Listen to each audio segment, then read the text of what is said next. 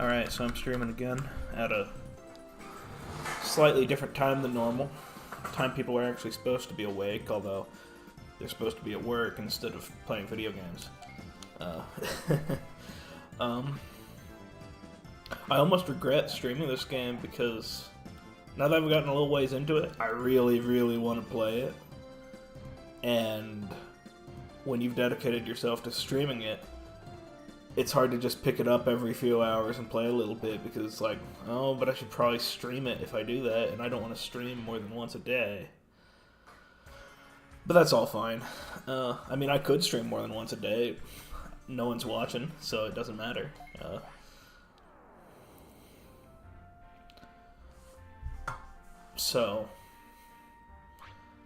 I've been playing this yellow deck, which seems to be going pretty good. And the reason I thought TK was supposed to give you a Digi-Egg is because he gives you Patamon's Digi-Egg. And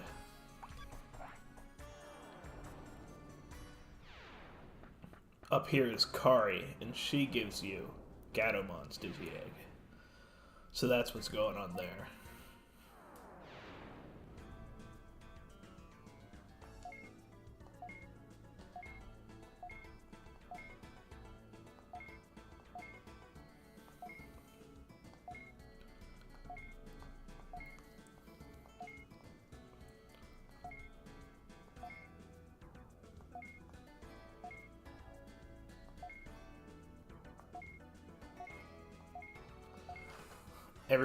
Everybody's being mysterious now.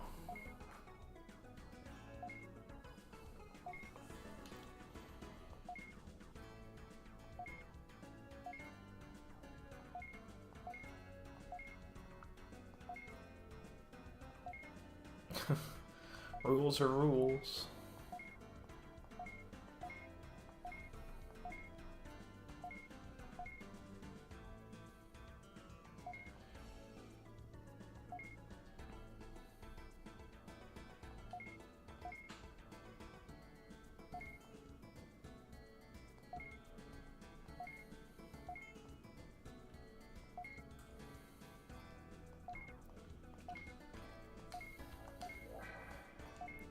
Alright.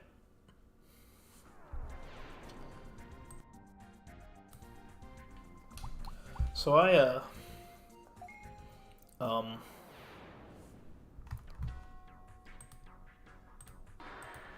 saw today that they announced, maybe this was already known, but Digimon Story Time Stranger, Wizardmon, he's supposed to be dead. Digimon Story Time Stranger is having a demo in the next couple of days be released, which I will probably not be playing because I'd rather play the game when it releases and not play like an hour of the game and then have to wait a month for the game to actually come out.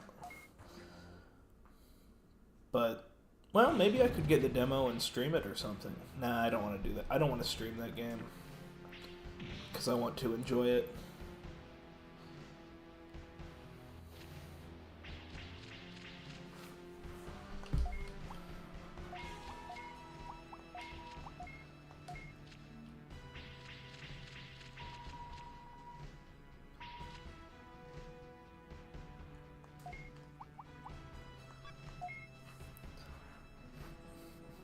But that kind of is an issue for me if I want to actually be a quote-unquote streamer.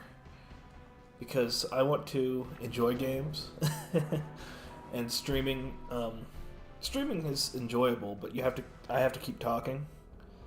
And like an RPG like Storytime Stranger, I'd rather just absorb.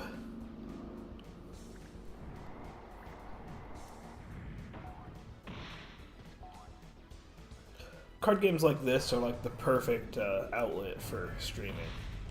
Especially games I've played before are also a perfect outlet for streaming because it's like, I know everything about the game, I can ignore the story, I can just talk the whole time.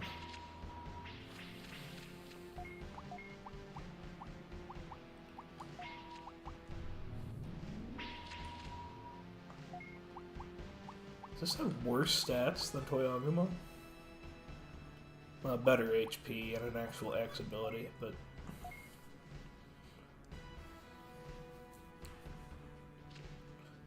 worse attack stats.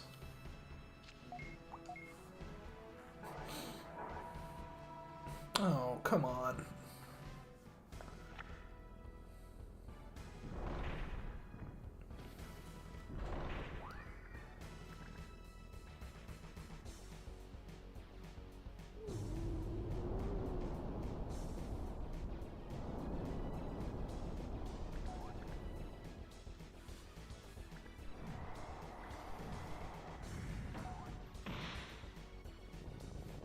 I really like Tsukaimon. I know it's just black Patamon, evil Patamon, but I like it. And it's always frowning is the thing, so it's like eternally sad.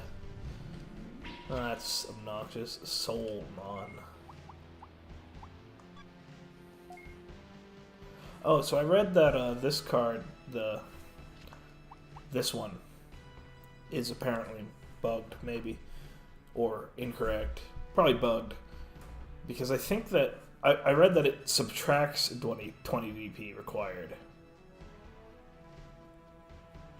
Well, that might not actually be a bug. That may just be weird translation, because it could say adds 20 DP and lets you digivolve regardless of own specialty. But that seems like it should go the way it's reads at first, though, because that makes more sense.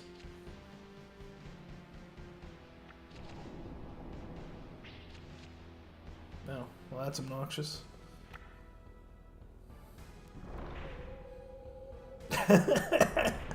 Soulmon is Bakemon with a hat. I like that.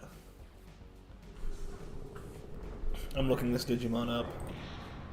See what it says on the official descriptions.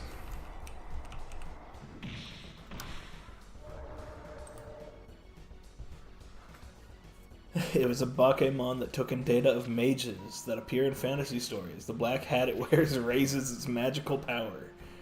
That's pretty great. Okay.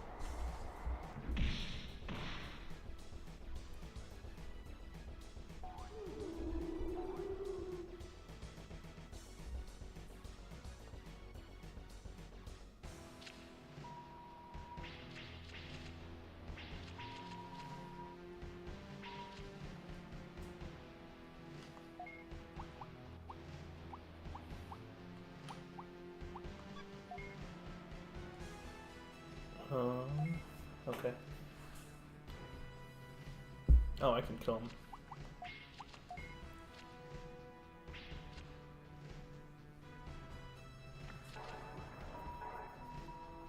Oh, guess I can't kill him. Oh well.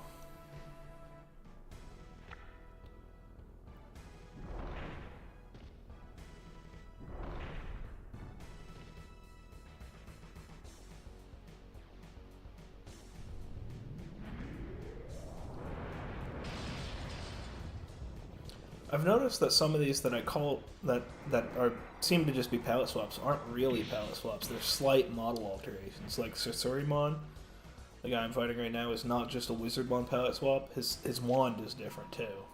And then Gururumon, as opposed to Gavurumon, he has some slight edits to his model. So it's not just palette swaps, a lot of these things. I mean, a lot of them are just palette swaps. Like Toyagumon has like 2 variations that are just palette swaps.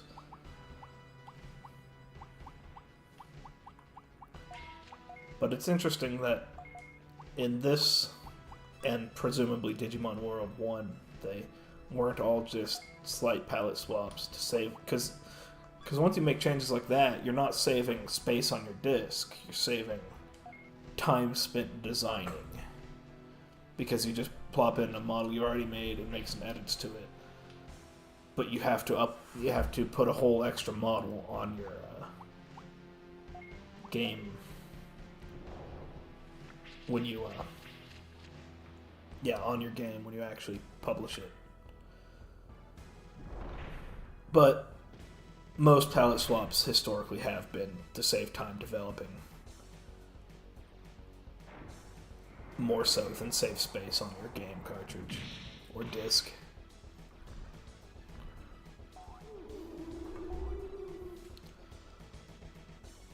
Like Super Smash Bros., they made whole characters, just new characters that play the same as other characters, but made them whole new models. Like Roy in Melee, all the Echo Fighters in Ultimate, maybe all the new Echo Fighters in Ultimate, Lucina in Smash 4.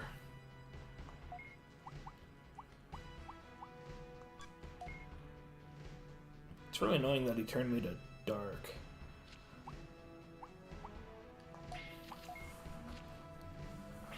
Oh, you know what? I should have used Toyagumon.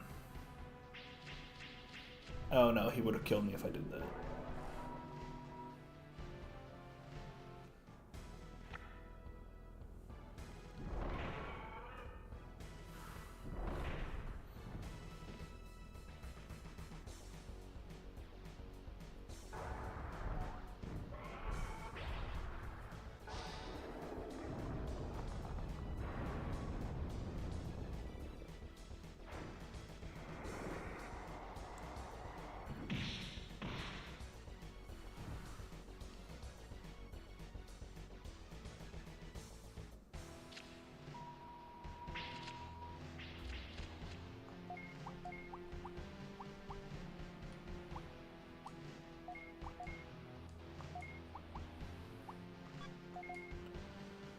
Alright, we'll use Toyagumon this time. Is that the one that's eat up HP? No, okay.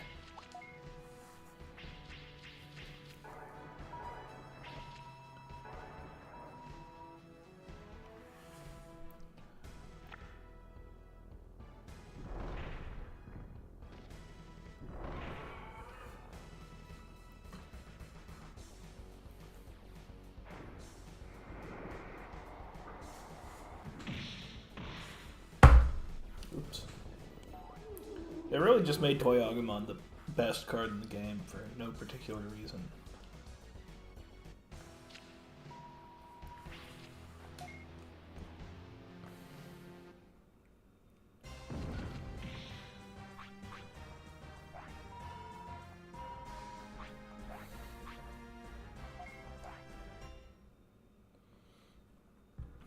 I looked into seeing if there were any mods for this. I was going to call them ROM hacks, but technically, since it's a PS1 game, it doesn't have a ROM. It's not a ROM. It's a maybe it would be a ROM still, CD-ROM. But anyway, I was looking into seeing if there were any hacks for this, and the only one is something that's not really even a bug fix. It's kind of a bug fix.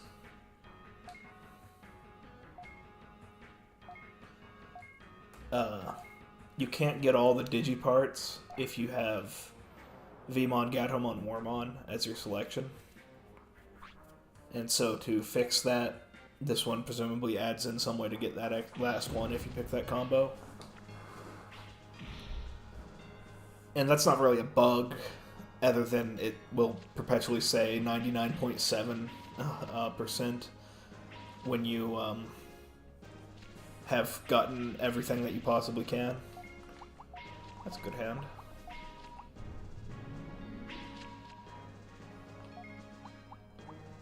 But yeah, that's the only one that I found. Because I was thinking that it'd be cool if there were, like, mods that did more cards or something. Or, I don't know, something along those lines.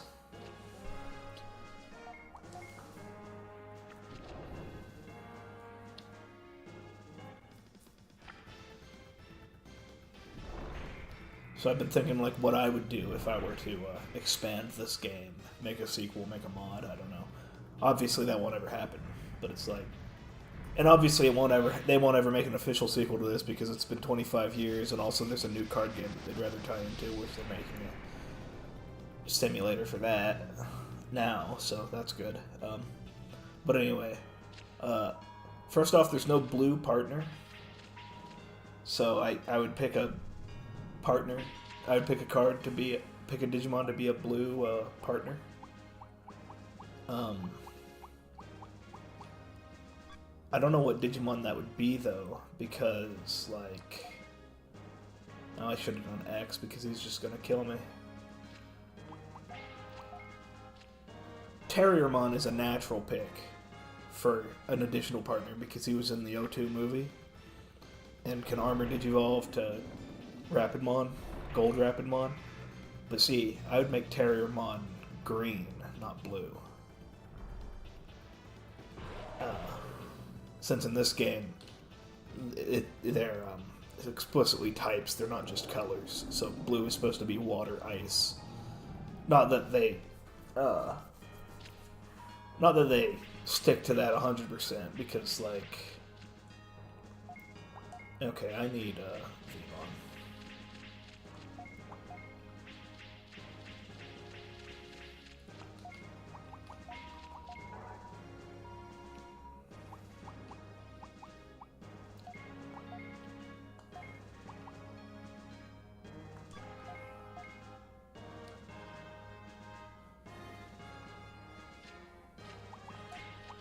But I was thinking, like, you could add a whole bunch of Digimon that came after, like Guilmon and his line, Terriermon line, Renamon line, Impmon line. Obviously, those are the Tamers' main characters. But just a whole ton of Digimon that aren't in the game.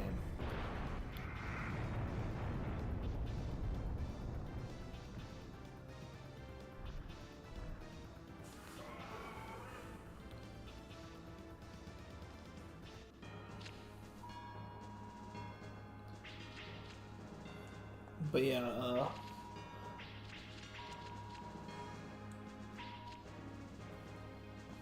like you could make a partner equivalent for every, like you could make a Palmon partner if you were to make a mod of this, and have it just be separate from the default Palmon card. Maybe have it work a little bit differently, so it's not the same card.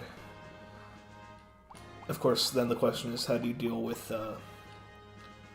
armor digivolving such things?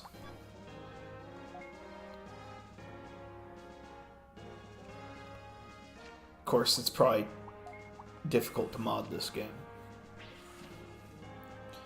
Does A actually count as above armor, or does armor count as above rookie? Because he didn't play that whistle.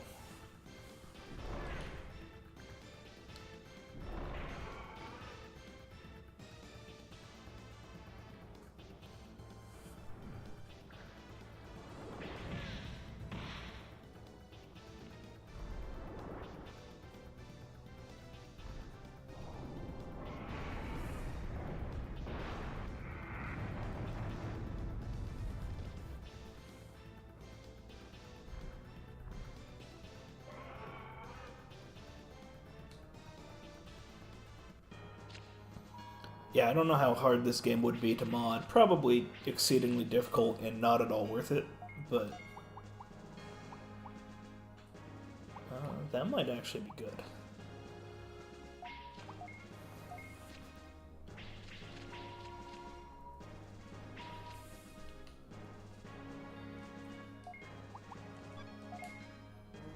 Because if I play that, he can't digivolve again.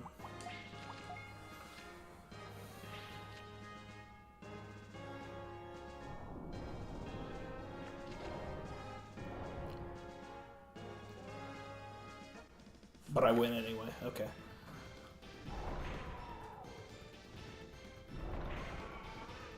And actually what I've been thinking is make a fun game just for myself, which is just this game with additional cards, because I almost think just recreating this game in like Godot would be a lot easier than figuring out how to mod a video game. For me personally, because I've used Godot some.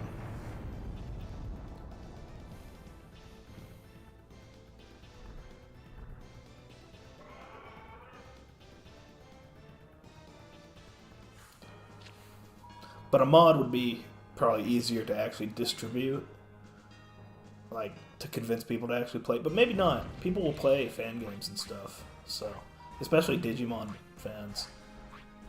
Although probably not for the next month, since a new Digimon game comes out next month.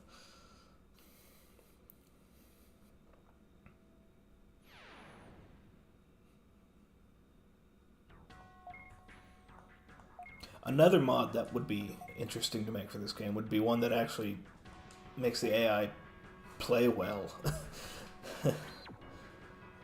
Play optimally, or as optimally as you can make it.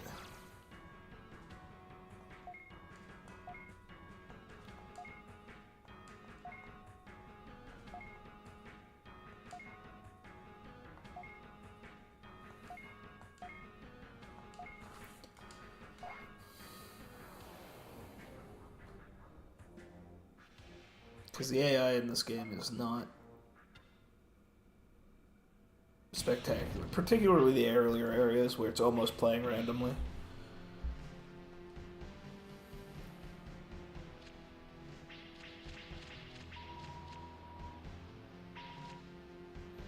But also, I'm fairly certain that in the later areas the AI cheats, because one time I do think I tested it out and it used a different move depending on what support card I played, which is not how it's supposed to work, because you're supposed to pick your support before you pick your move.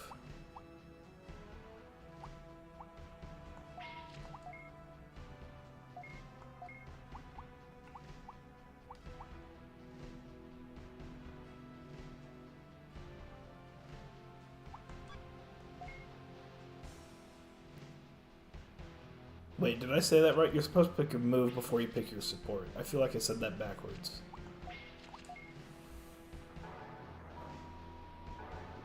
Oh, come on. What does my card happen first? That's dumb.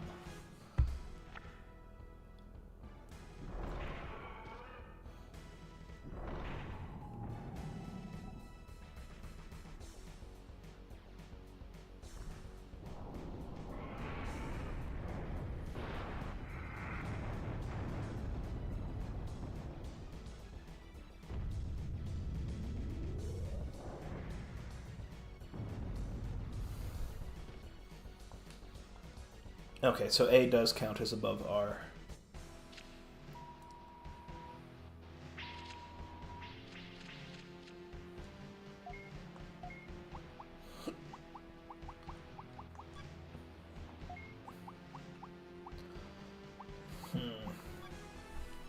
He can kill me just by using, like, triangle.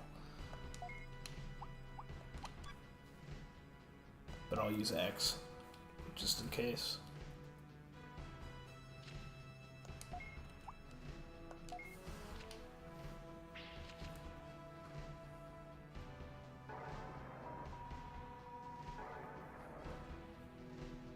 Yeah, he can kill me with anything if he uses that card, so we'll see what happens. Maybe he used circle for no reason. Nope, he used triangle.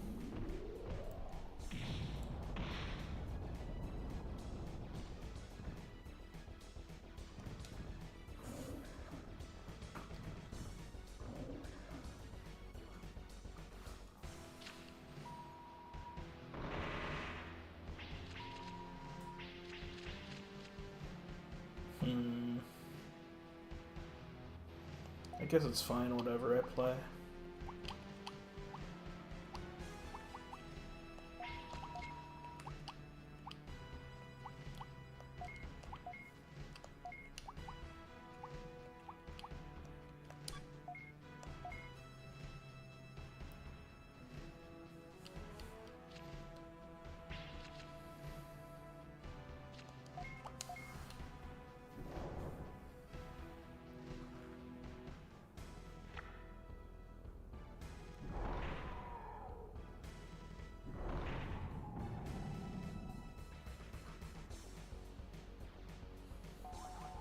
I remember when I was a kid, I thought all the palette swaps were kind of dumb, but I've developed an appreciation for them. Like Psychmon is just a, I mean, it is still dumb, but it's funny to me now. Like it's a pink Gabumon.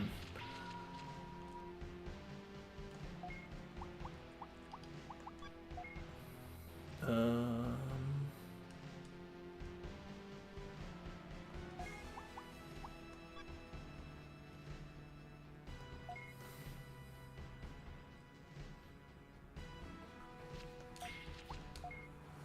okay, I'll be right back. I need to.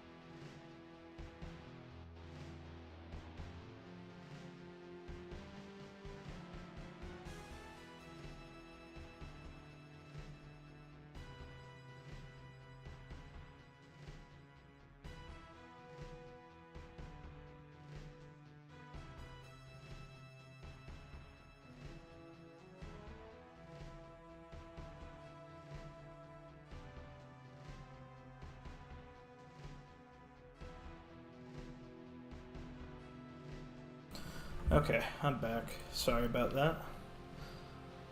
That's a good hand.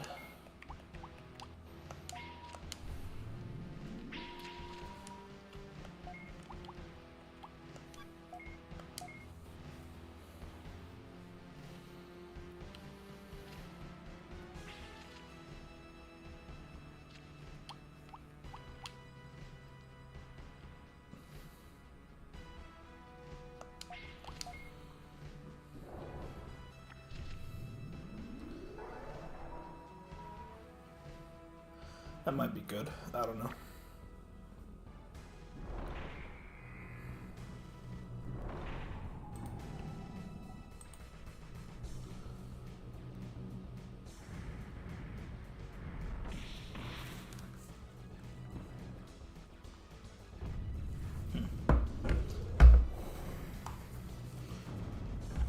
There's something loud outside.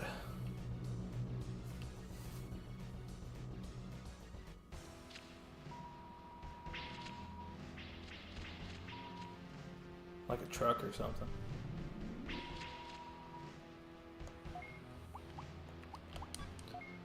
I think my best hope is this.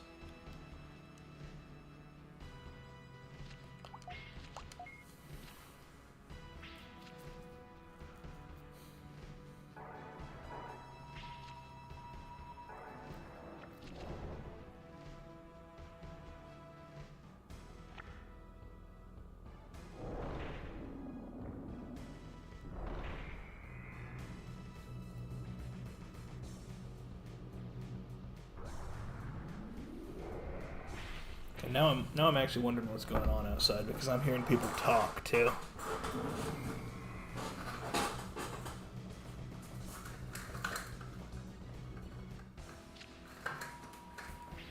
Alright, no idea. Can't see it from this window. I might be able to do that same trick again.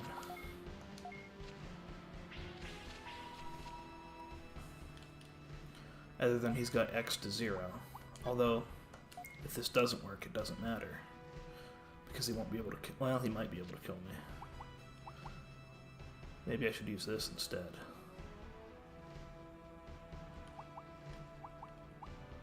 Yeah, I think that's a good plan.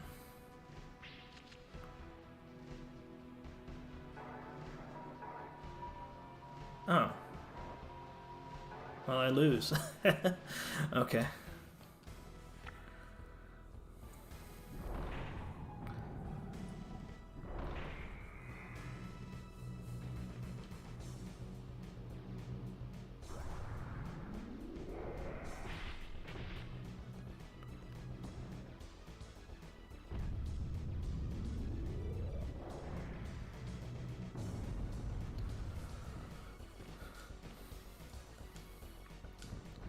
Rip.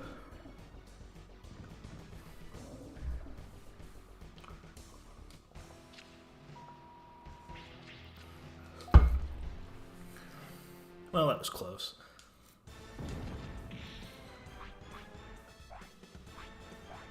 I'll just try again.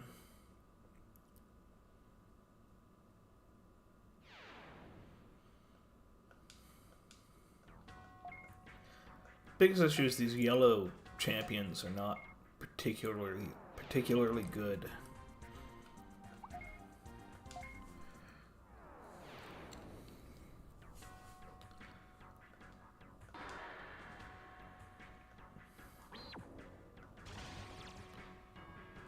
And I kind of adopted a strategy that's it's a little too early for me to be playing because if I had all three armor partners, like playing a whole bunch of good support effects would actually be tolerable.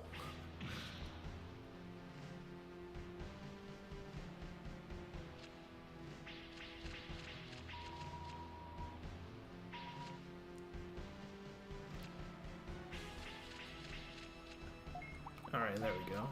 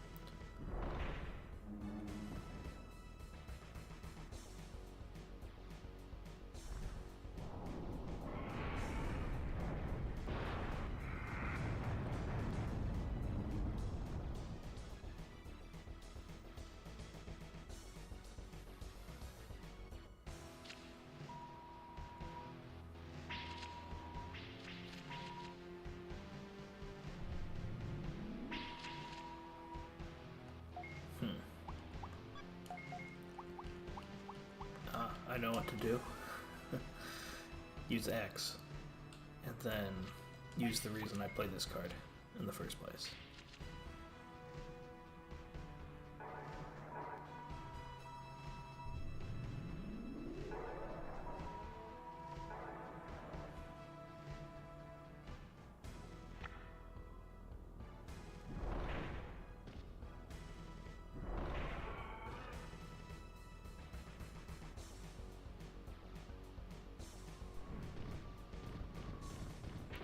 hearing a lot of sirens today outside.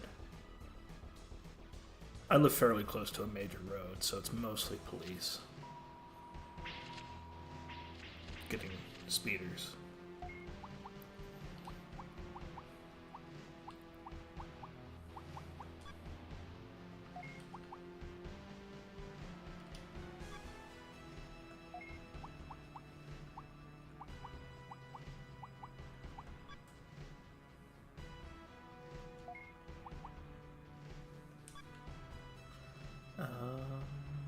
Guess I'll use... Oh. I'm in the wrong... For some reason I thought I was in the attack phase.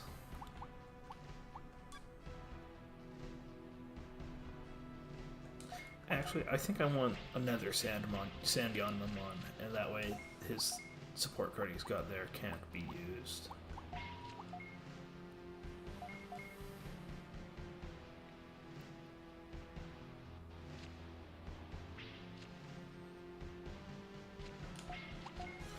And actually this hand's really good because I've got that, Oh, he used X.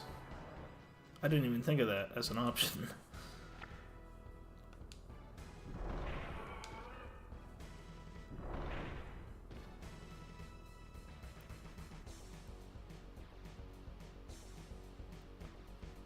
Does that kill me? I didn't look at its power. No, it doesn't. Okay. It's all good.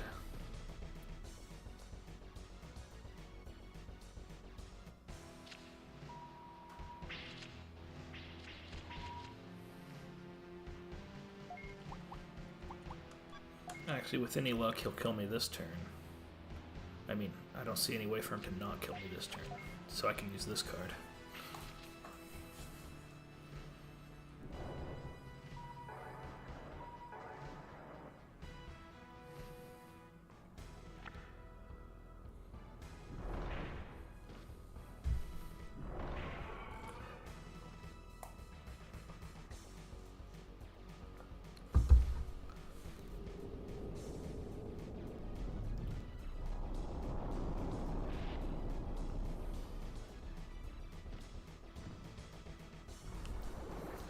Because a Flame Digimon with 1000 HP, now that is spectacular.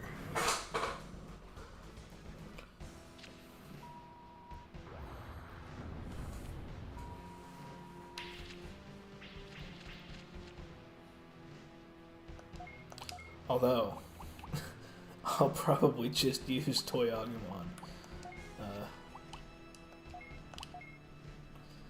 So I can kill him this turn. Although maybe he'll use jamming, but that's fine if he does.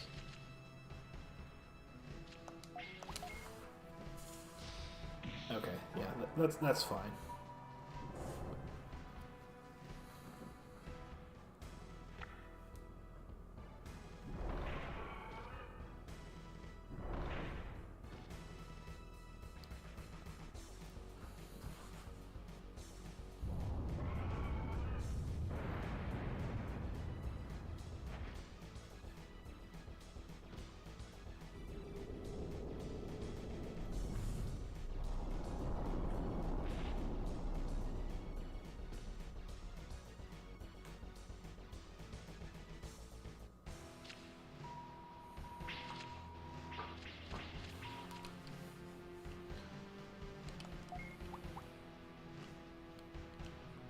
Oh, he's black, okay.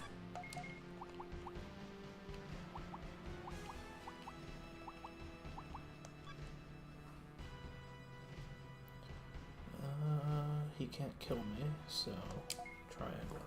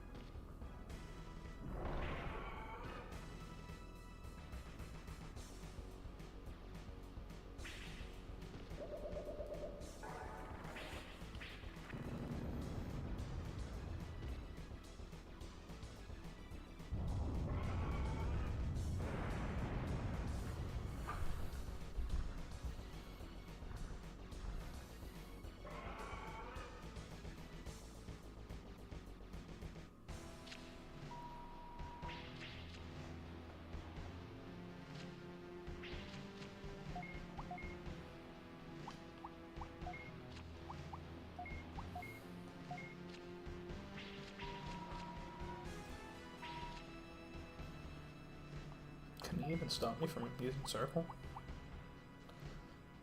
This will stop me from using circle.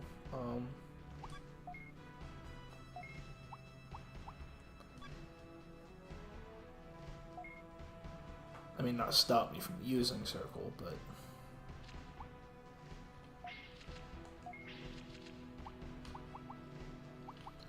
This is faster, so it will prevent that from working if you were to play it.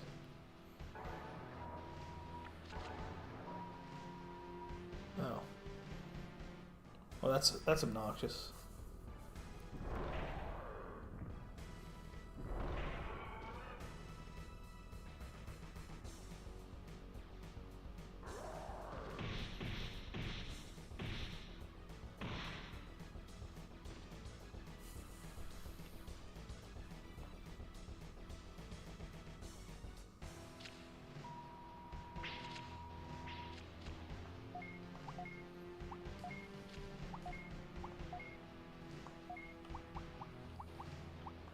Okay. One more time.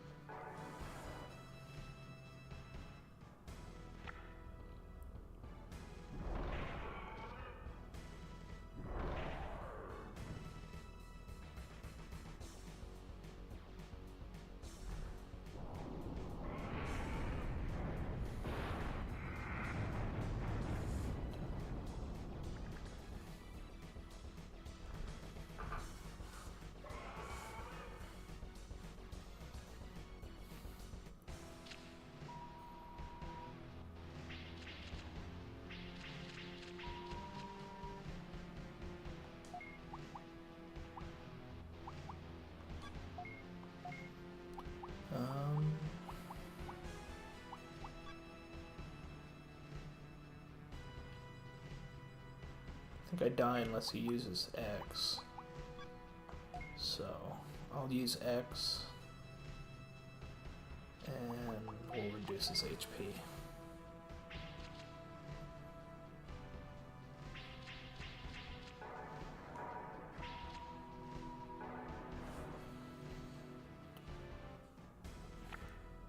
Hello, Black Dragon Samurai. Good to see you in chat. Talk about a blast from the past. You talking about the game? It is a it's a classic in my mind. Whole 10 people played it back in the day.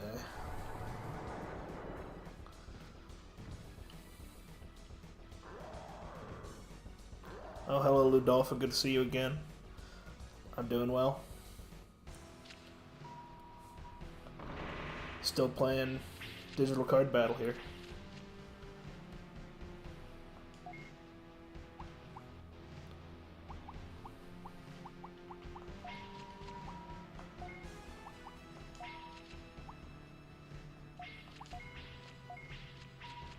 Oops.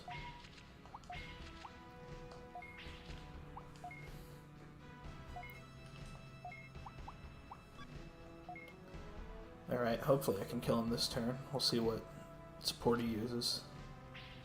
Oh, well, that may make it not work. Okay, I don't know. So up here is the speed. And I don't know which goes first if they have the same speed.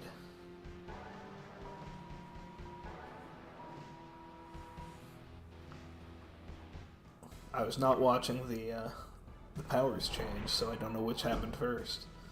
We'll see who wins. Okay, looks like he wins. Or maybe not wins, because I'm not dead yet, but... Yes, you sucked at it, but it was fun because it was one of the few Digimon games. Yeah, this was... I don't know the exact order the games came out in, but this was like the third or second or fourth Digimon game. So yeah.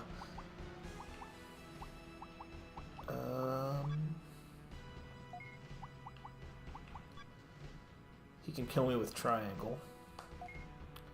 And yeah, Uh, so I was a kid when I was playing this, but it was way after it came out. It's because it was my older brother's game more than anything. Uh, but yeah, I kind of sucked at it too. But I did end up beating it. Well, beating the. It's hard to say whether or not you ever. How. Beating this game is weird because, like, you get to the final boss, or what seems like it should be the final boss, and then the game kind of just keeps going. Except there aren't really more. There aren't really more. There aren't more. There's like one more new arena, and then like all the other arenas start getting different opponents and stuff.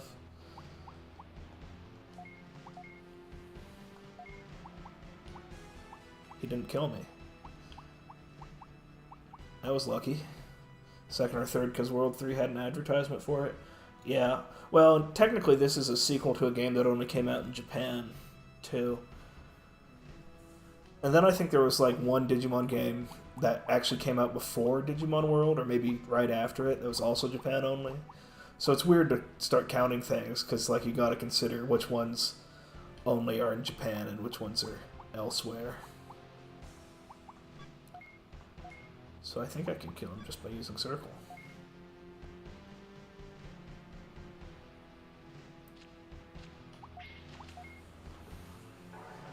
Well, I got really lucky in this battle.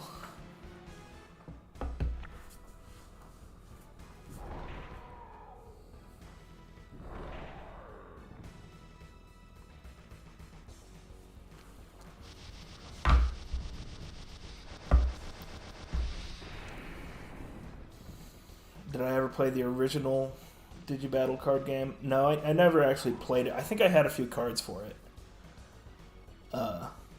Floating around and stuff. Or my brother did. I don't know. It's hard to know whose stuff was whose when you're thinking about when you were like 5. Yeah, I had some cards, but I don't think I ever actually played it. It was basically rock, paper, scissors. Yeah, this game is kind of also rock, paper, scissors. It's not exactly rock, paper, scissors.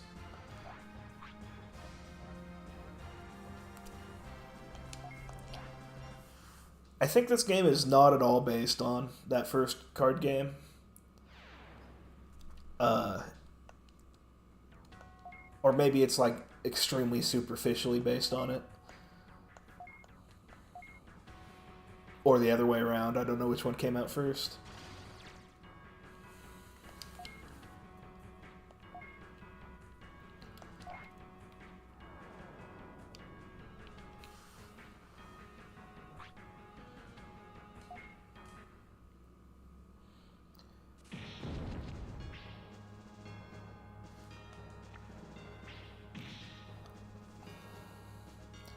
Yeah, the main card game I played when I was young was Yu-Gi-Oh!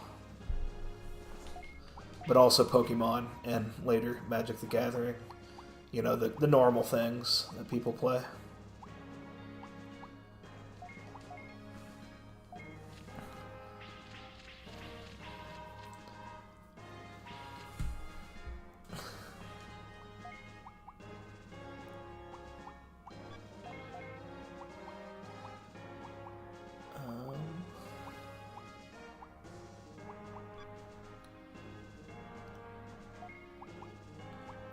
This card is really annoying. 500 extra attack. And he's attacking first.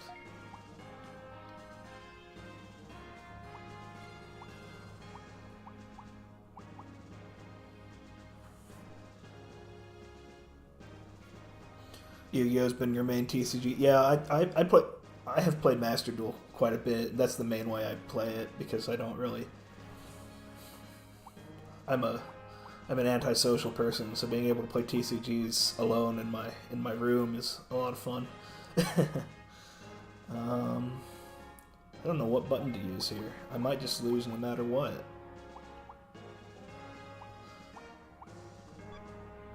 I guess I use X. Oh, right, of course, I use X and then I use Sandyanmamon.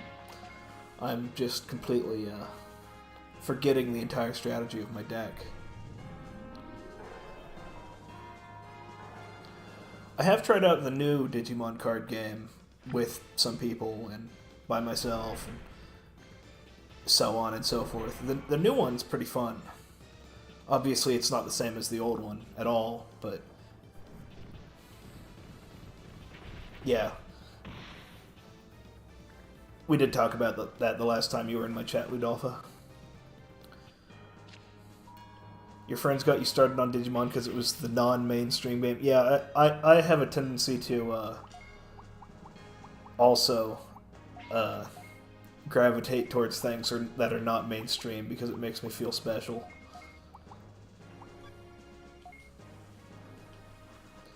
But also, like once you've already covered all the stuff that's in the mainstream, playing around with stuff that's a little less common is fun.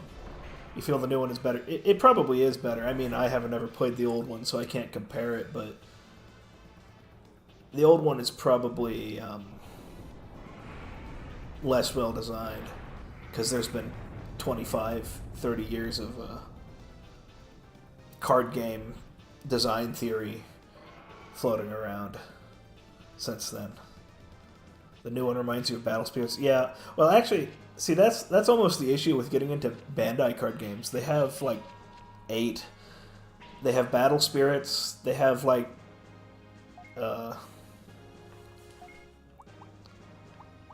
have Battle Spirits. They have One Piece. They have Dragon Ball. They have Digimon. Yeah, it is a Bandai game.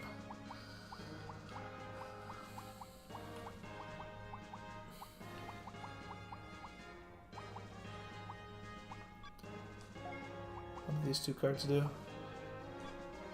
Nothing. Okay. So I feel like when you get into a Bandai card game, you're just constantly going to be afraid that they'll just stop supporting it next week. Because it seems... They also have a Gundam game? Yeah, that almost feels like too many card games to support as one company.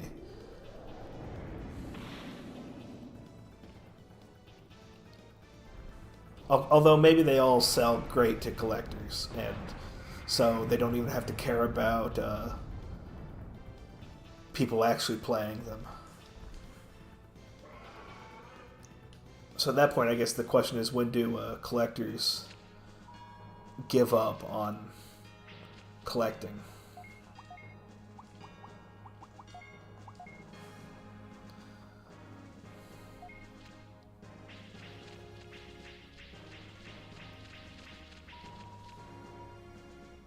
Well, and there's another thing. So you say you still have Seadramon's Cameo Battle Spirits card. I'm pretty sure that the current... I think they either re-released Battle Spirits or relaunched it or something a few years ago, or maybe it's just the same game and they gave it a subtitle. I don't know. But they still release those crossover sets. They still release crossover sets into Battle Spirits. So to me, it's like, why don't Bandai just have Battle Spirits and they can put all their franchises in it? You used to have a TCG podcast and you talked about it, and it eats into their own sales and local shop. Yeah, that's sort of the issue I'm getting at. It's like, how can one company support this many games?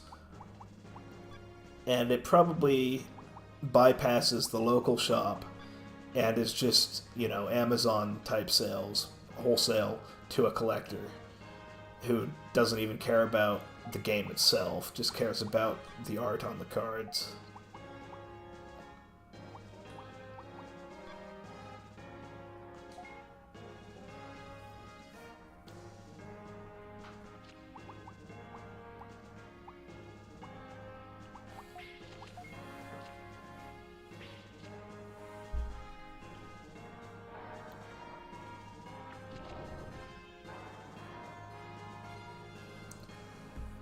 Ludolpha, do you know what I was talking about with the Battle Spirits relaunch or whatever a few years ago? Was that a relaunch in the US with a subtitle, or was it a relaunch in Japan and the US? Or do you know anything about that? I only kind of tangentially know about it.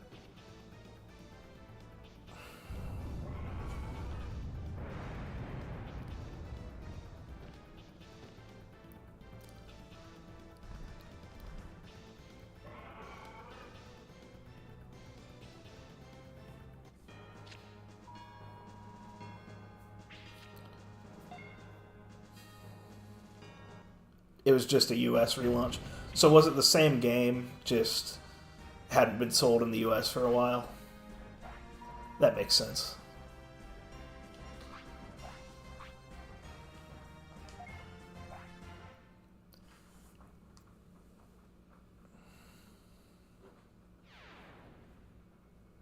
And it failed. Okay. Well, I'm not surprised it failed because I wouldn't be surprised if the Battle Spirits probably sells worse even in Japan than the specialty card games that Bandai has. I mean, I don't know the stats, so it could be the other way around. But I figure most people are into one thing and would rather play a game. Would I rather play a game that's just based around the thing they like than a game that has a set for the thing they like once a year?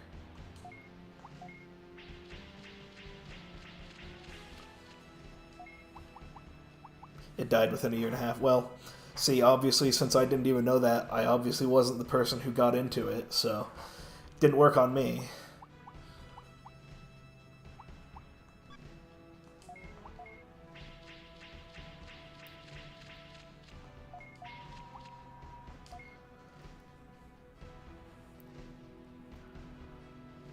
What's the current number for if Digimon isn't it anymore?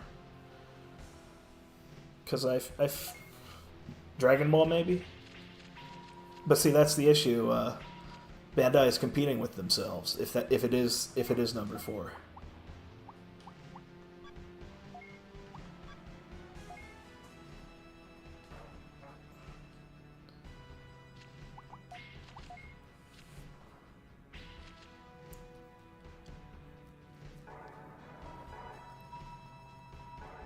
Had too much competition with Yu-Gi-Oh! Magic and Pokemon.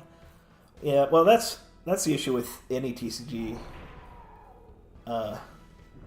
You've got the One Piece. Okay, One Piece being the biggest one probably also makes sense. Or the 4th biggest. But either way, they're still competing with themselves. But pretty much any game is going to be competing with Yu-Gi-Oh! Magic and Pokemon, and that makes releasing a TCG sort of a risky thing in the first place. But that's why all of Bandai's are tie-ins to various properties.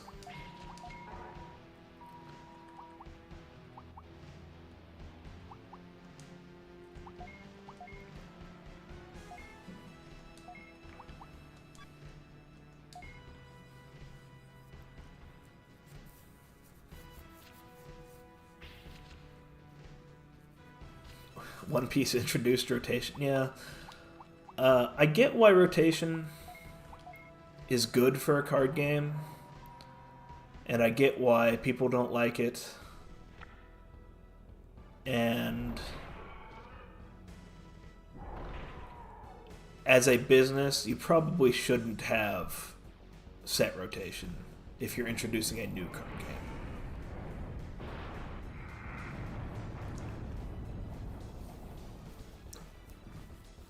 How similar to Digimon is the One Piece card game? You say it has a good core system? Because I really like the Digimon core system. Although, see, the thing is, even if the One Piece card game is good, I'd probably never play it because I have watched like one whole episode of One Piece and read none of its manga. So I don't care about One Piece.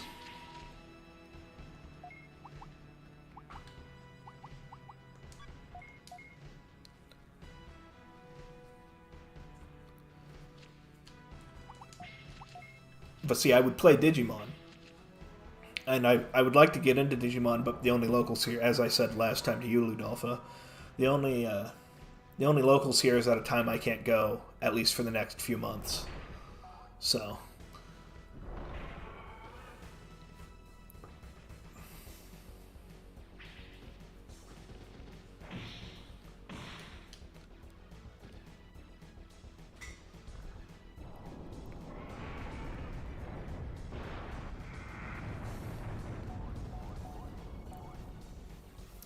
uses a mana system. Okay.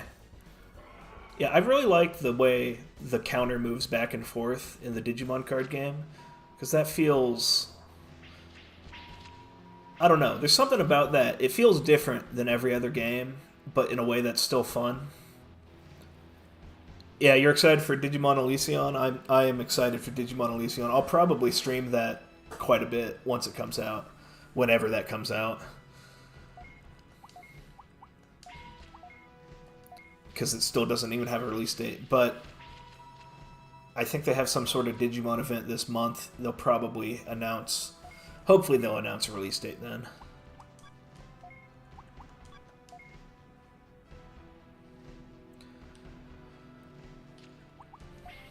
Because,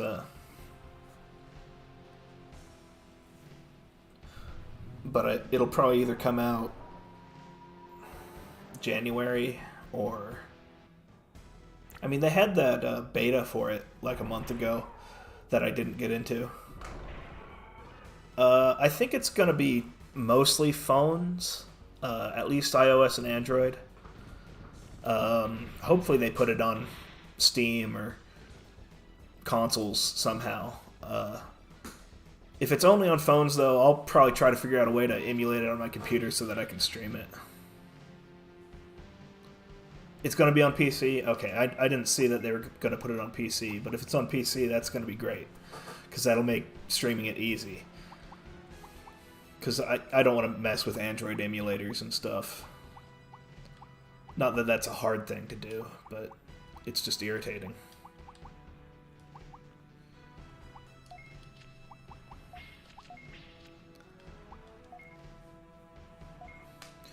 You did a podcast episode on rotation versus ban list, and it's a tough thing. Yeah. And see, like, rotation is good for new players, because it means they only have to deal with the stuff that's come out recently. But people who've been around a long time, you're just releasing cards that do the same thing over and over again and insisting people have to buy them. But when you don't have rotation, you end up like in the Yu-Gi-Oh position where cards do more and better things over time, and it's hard to not have that happen, even with a ban list. Because, like Yu-Gi-Oh, there have been cards that have been banned, and then they release a new card 5 years later that just does the same thing but better, and then they unban that old card. I don't know how that's going in Digimon. I know they have banned several cards, or limited them at least. But, I mean, I like Digimon enough that I wouldn't care if cards just kept getting more powerful.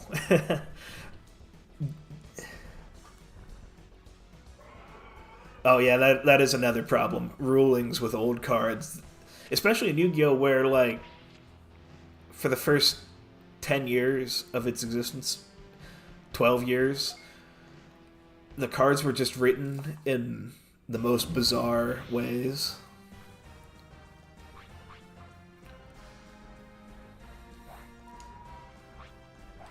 Like, they were written in natural language in a game with lawyeristic rules.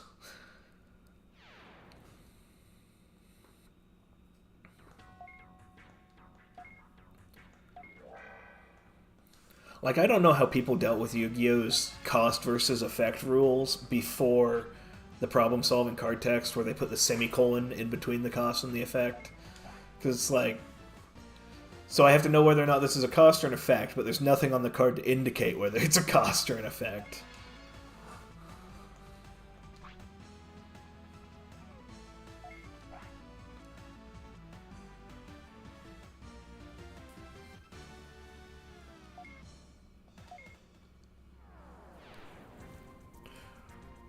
When you say a new team, do you mean a new team after the initial release, or do you mean a new team to design the new card game?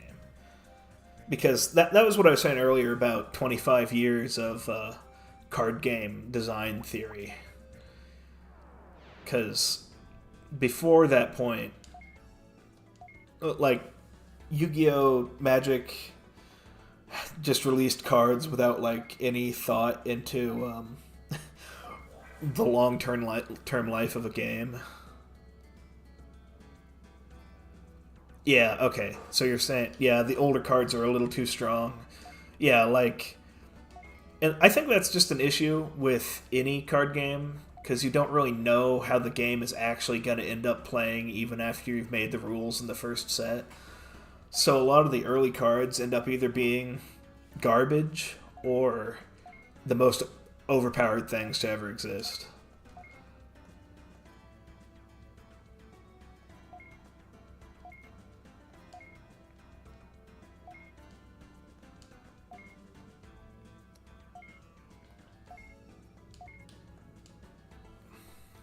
After set 4 or 5, they got a new team. But yeah, like you were saying that Yu-Gi-Oh was normal monsters and Raigeki. It's like those are not the sorts of things that are supposed to be in the same power level. Digimon was expected to fail. Yeah, I'm not surprised that they expected it to fail. That Bandai does not like Digimon. Like, see, they never put enough effort in, or enough. I know why they don't, because it doesn't sell well enough, but it doesn't sell well enough because they don't put enough money behind it and it kind of loops forever. Yeah, okay, it was supposed to be sort of a, yeah, a lot of stuff came out 2019, 2020. Like Survive was supposed to come out in 2020. The Vital bracelets were a thing. The whole COVID thing screwed them up with that. But yeah, the card game did survive longer.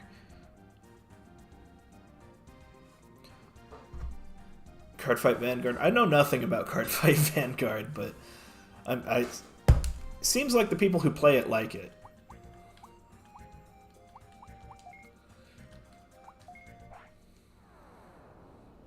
Alright, so I got Gatomon's Digi-Egg, so I can finally use it as an actual card.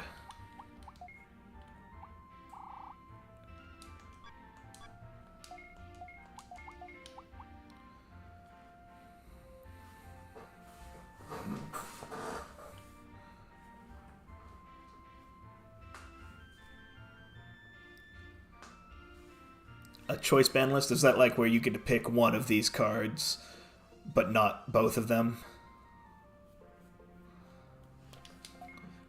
Because I kind of like the idea of that, but it's also kind of annoying when you're building your deck.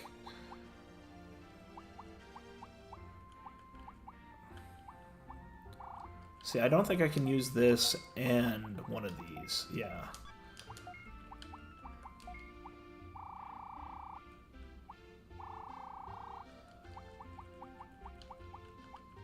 I think I might just max out my attack powers and stuff on this card.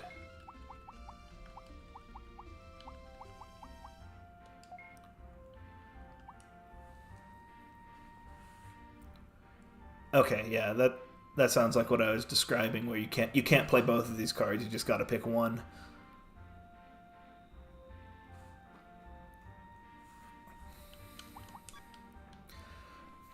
Back when I played Duel Links, which was like 6 years ago, that was how they did the ban list in that game. And I mean, I don't think I played it long enough for that to actually affect me, but it's kind of cool because then you can play one broken card but not both. And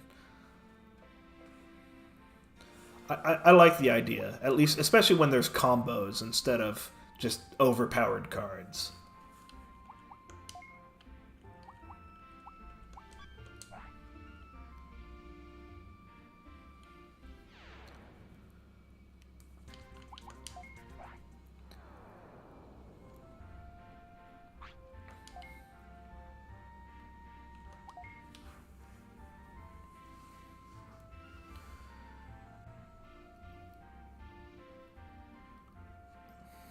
So what do you not like about it, Ludolpha, about Cardfight Vanguard? I mean, I don't know how it plays at all. Is it MTG style? Is it? I mean, making just a knockoff of Magic the Gathering is the default way to make a card game, but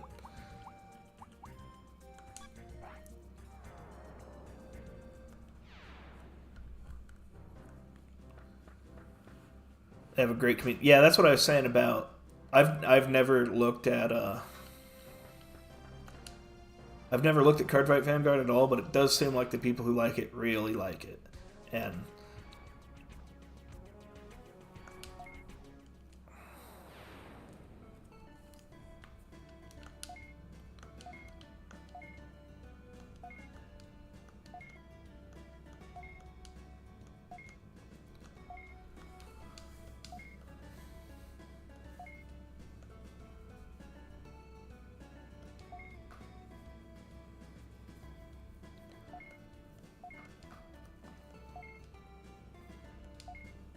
okay, so here I get to pick my third partner, and I'm thinking I'm going to go with Armadillomon. I really like Wormon, and even though I don't know if I am even going to even try it 100%, you can't get 100% if you pick Vmon, Gatomon, Wormon, and I already have Vmon and Gatomon. So I think I'm going to go with Armadillomon in this case. It doesn't really matter. They're all good.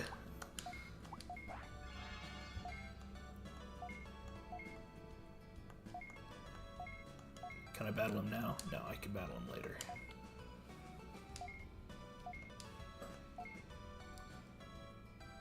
Try out the demo on the Switch. Is it a... It's a release of the Cardfight Vanguard video game or something that has a demo on Switch? I might try that out just to see how it is.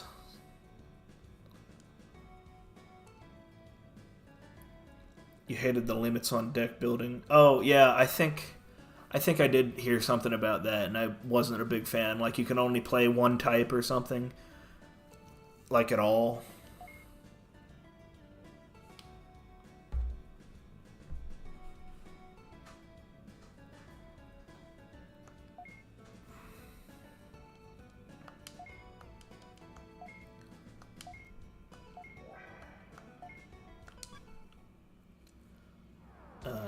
Okay, I have to put my new partner in my deck.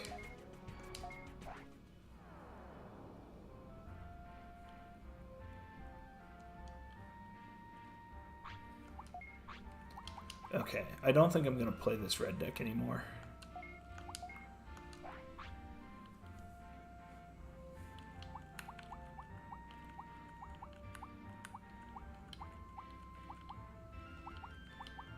And then, who do I want to replace with Armadillomon?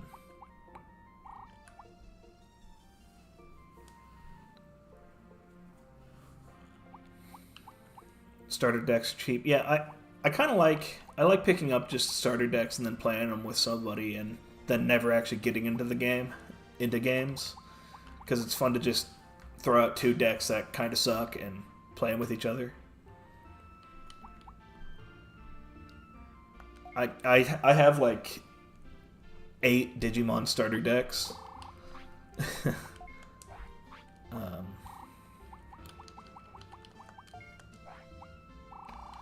that I'll play with some people sometimes.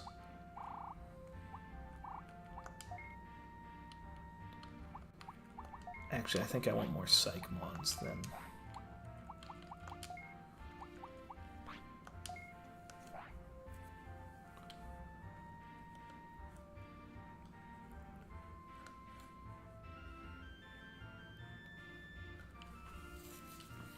The 4th generation changed it to a 6 nations. So they like collapsed those 18 types into 6, and so you could play 3 of the original types together or whatever.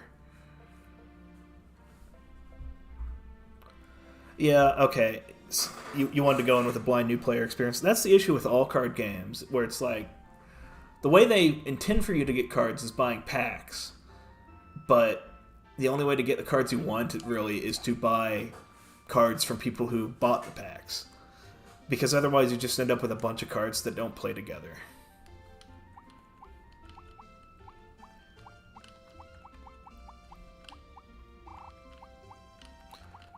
want to look at what champions I have here.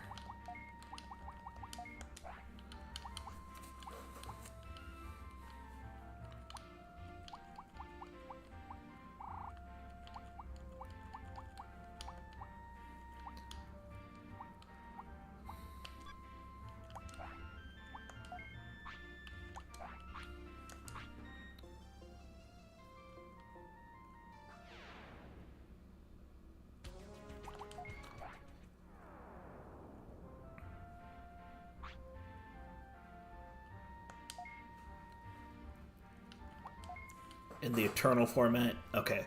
So it's what I said, more or less. But, okay, but normally they have rotation or something where you can only play back to that last re-release or whatever, that 4th generation you were saying.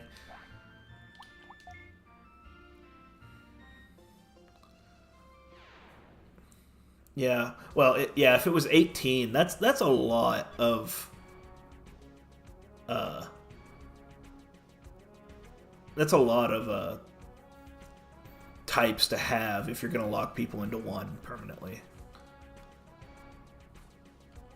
So dropping that down to 6 is probably probably a good idea. I don't know what would have possessed somebody to even say, let's have 18 types to start with.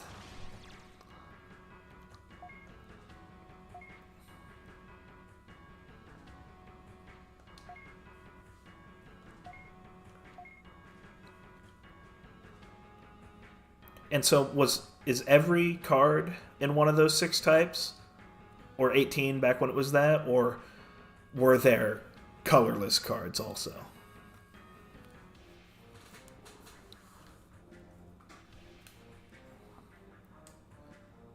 And how big are those? Like how long has Generation 4 been? If Premium lets you do anything, Standard lets you only play the current gen. Like when did that gen start? Has it been 1 year, 5 years, 10 years? And is it expected that Standard will be Gen 5 whenever that comes out, or will they not have one? There were a few that were usable in any deck? Okay.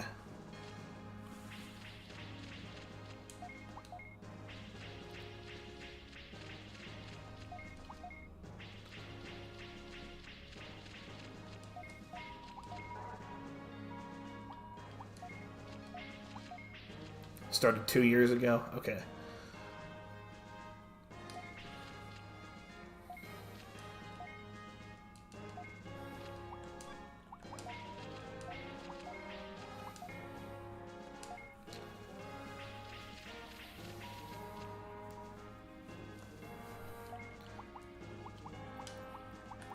Yeah, this sort of Cardfight Vanguard sort of sounds like a game where you sort of have to know what's going on before you get into the game.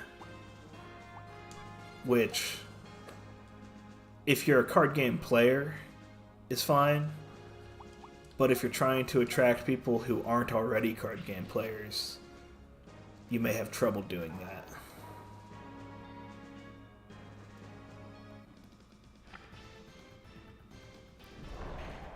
Okay, so it'll become a legacy format once it ends, and it'll be a new standard format.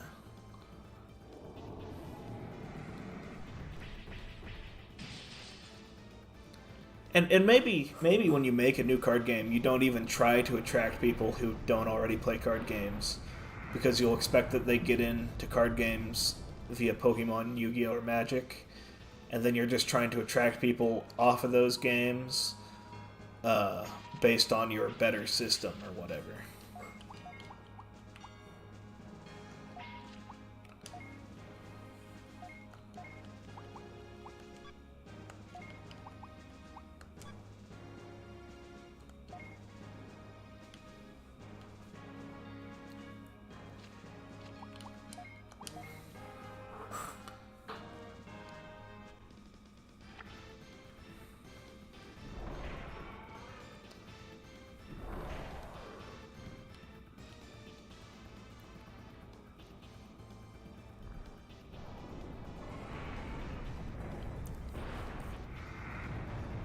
newer setup was to allow an easier learning curve for new players.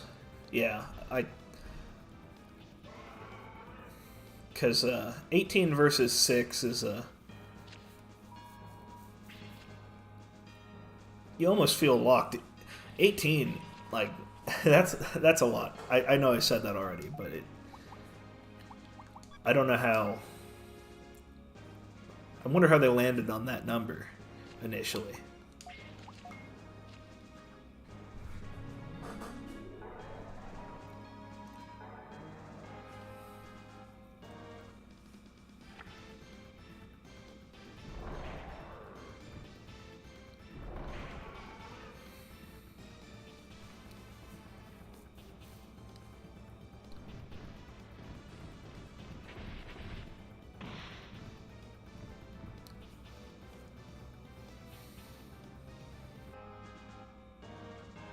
Oh, that sucks.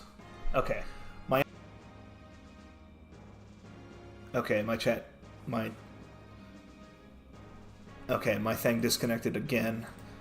It does this occasionally, where it disconnects for a moment and then reconnects, and does that for like a minute or two. And then... then eventually it stops being annoying. Hopefully I am streaming again and you all can hear me. Started with a handful of clans and then they introduced them slowly. Okay, that... I guess that makes sense. So they only had like 6 in the first set and then 6 new ones in the second set.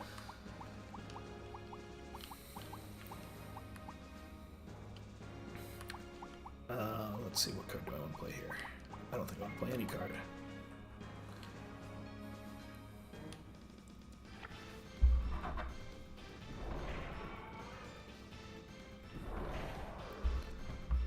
Okay, you hear me. That's good. I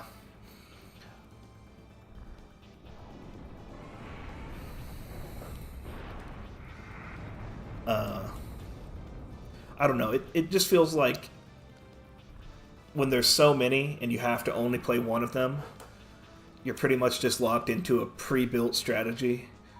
Which I know, like, Yu-Gi-Oh! Has trouble with not more or less locking you into pre-built strategies. Like, although recently they've dropped having as many archetype locks in Yu-Gi-Oh! But it's still an issue.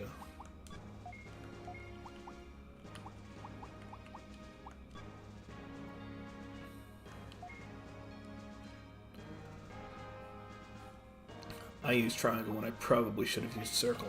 Oh well. Doesn't matter too much.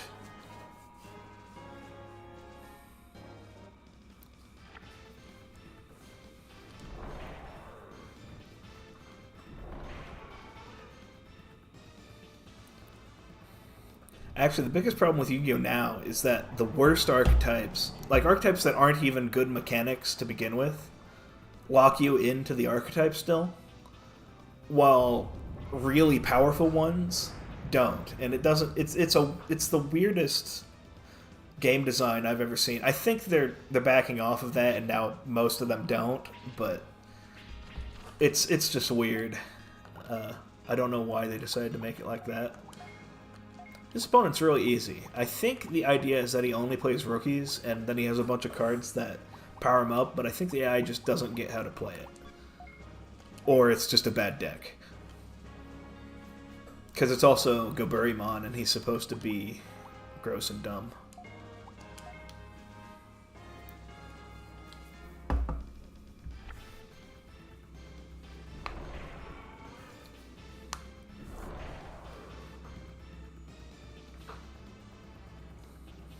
The newer format was meant to allow you to play multiple strategy types in the same nation. Yeah, that's sort of what I was saying with Yu-Gi-Oh! There's like a lot more stuff.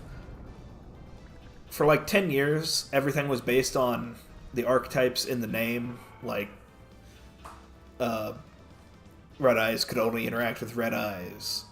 I'm trying to think of a meta archetype that was like that.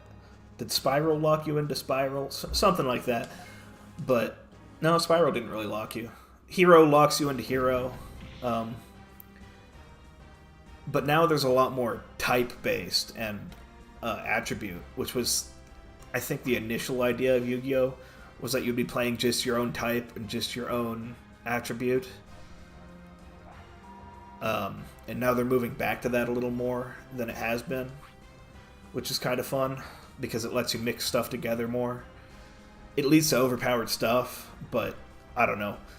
Part of the fun is creatively mixing cards that don't feel like they're intended to be connected.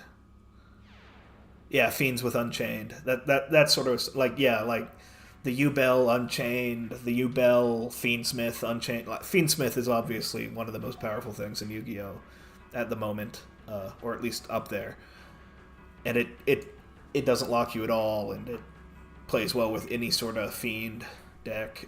Any sort of deck, really, because there's a light Fiend that you can make with anything. And you play them hoping they learned, but most of them don't try. Yeah, I think a lot of them, well, depending on the one. Some people think they know how to fix things.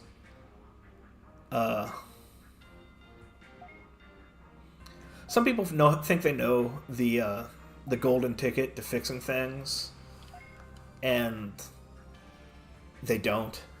But some of them just want to make some easy money.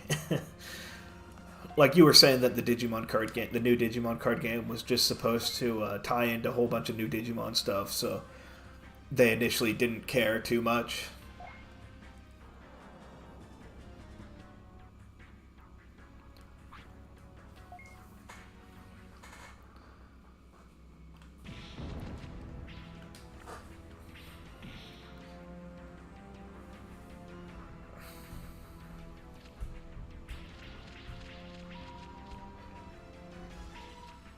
But, like, Cardfight Vanguard has an anime, doesn't it? Did the anime come first or second? I think they actually play the card game in the anime, so I imagine the card game came first. Yeah, Bandai. Yeah, I imagine that Bandai... Bandai is also a very gigantic corporation, so... It's probably just luck if the team assigned to their individual card games actually cares about making a good card game or not.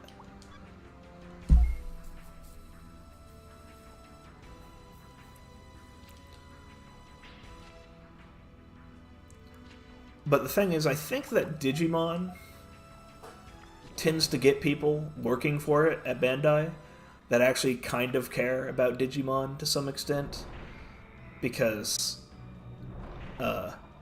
people either really like Digimon or don't care about it at all. So it's probably hard to find somebody who's just like, oh, Digimon, that's kind of cool.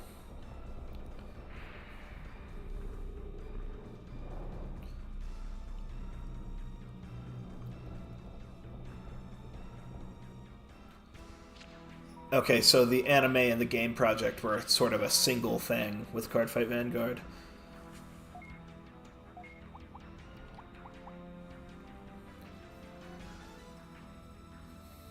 You had a stream yesterday, it became a whole band. I'd like to hear that, Ludolpha. Is it on...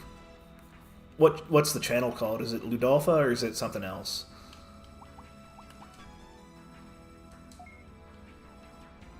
Oh, I probably should have used X. Oh well.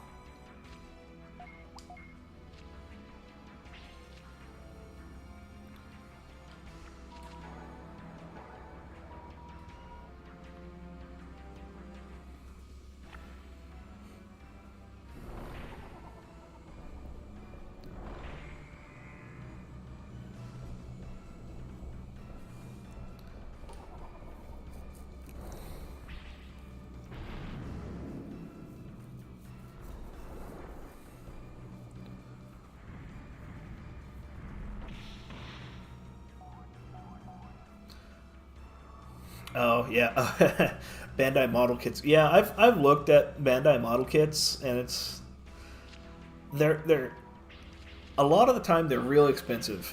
Some of them aren't, but most of them are, and they often don't even look very good. Which is a lot of that's just the issue with a lot of the stuff they make model kits for are probably hard to make good-looking kits for.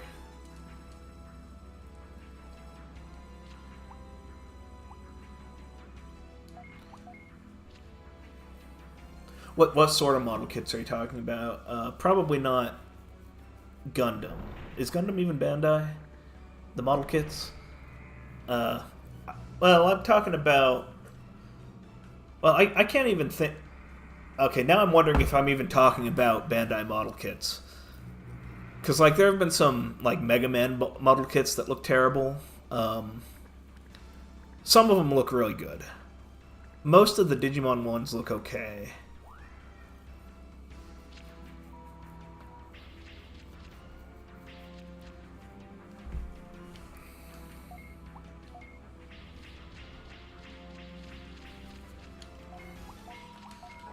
But yeah, I'm not really too into model kits. I've only built like one in my life. Oh, that's not Bandai. Yeah, some of those look weird. I think that the issue is that they're trying to make them too posable in some ways. Digimon is under Bandai, yeah. Those usually look okay. So maybe I think I was thinking of the wrong company there for a second.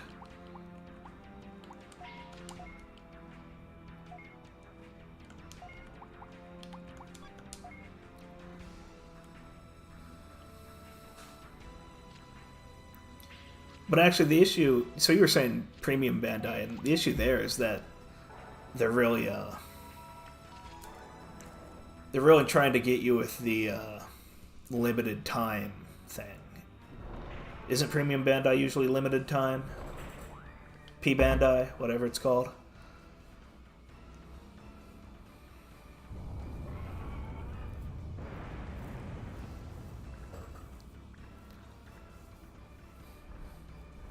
So if they release one that's something that you really like, you have to buy it now, or you'll have to buy it from a scalper for twice as much later, and it's already pretty expensive.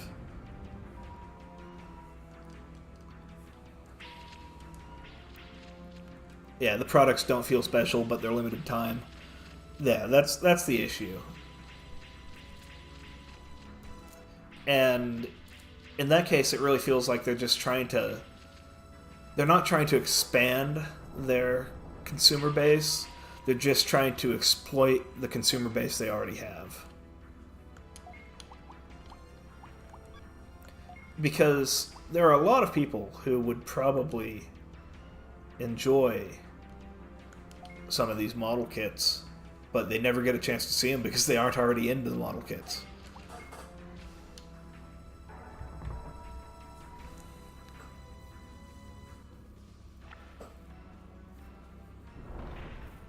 FOMO marketing, yeah.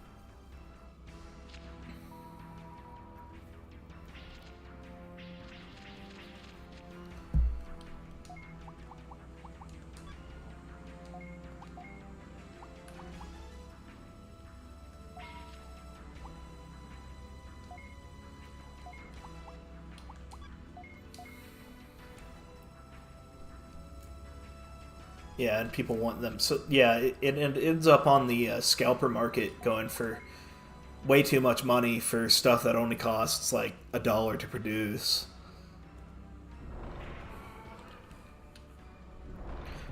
And like I said, the P Bandai stuff's already way overpriced for what it is. Although, I mean, since they're limited run, it's more expensive to produce than a extended run sort of thing.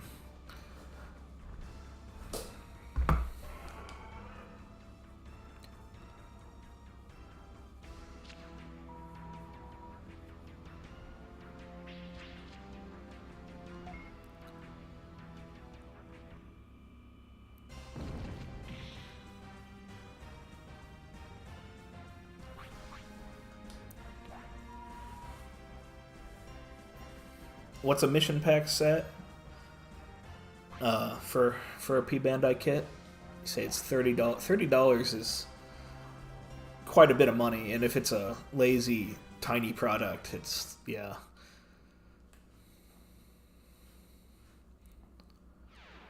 But I guess I need to know what a mission pack set is before I judge it. But I'll take your word for it that not worth it unless and that's what I was saying about exploiting customers you already have instead of actually trying to make money in reasonably ethical ways, so to speak.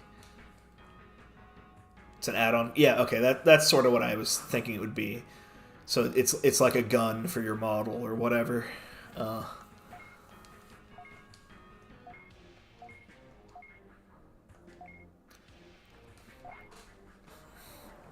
Yeah, and in that case, yeah, $30 is quite a bit for. I mean, unless it's almost a whole other model in and of itself, uh, that's really trying to tear money from you.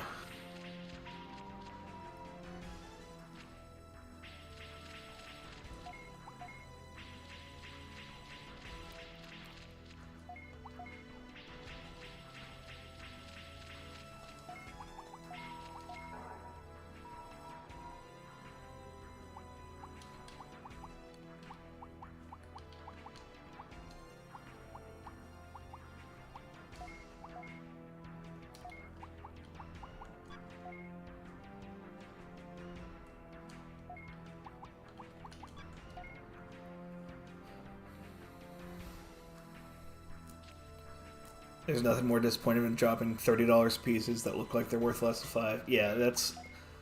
Yeah. Okay, good. That was the card I wanted to discard there.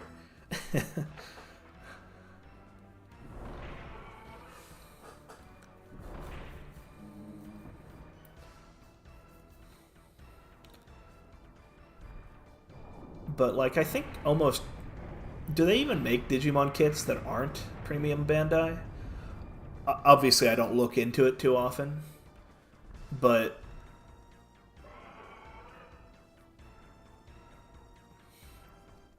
it would be cool to, you know, make a, I don't know, a War Greymon or something.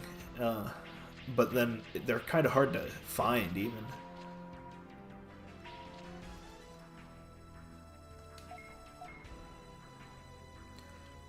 Okay, most of them are not P-Bandai. Okay, I guess I haven't really looked into it too much then. So what is on P-Bandai most of the time then? Is it mostly just special Gundams? I guess it's pretty much everything they do is on there, just in a special edition. Okay, an Alphamon kit would be pretty cool.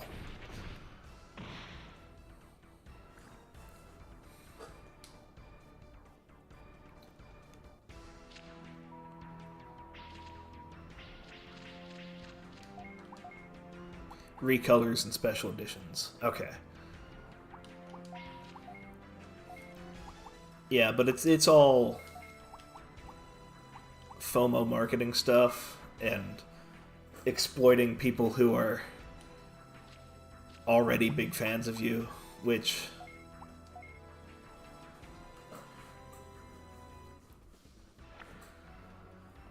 I understand why they choose to do it. But if you're not even getting the value out of it, like you were saying, the mission kit or whatever was not worth it at all.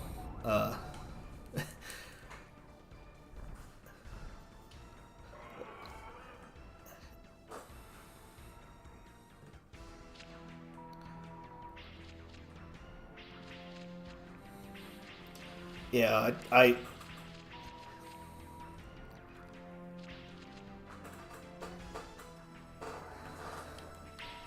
kind of feel bad for the people who really fall for the FOMO stuff. I think I may just die here, which is fine because I have Gatomon in my hand. Because I don't want to play Toyagumon and I can't play this, so...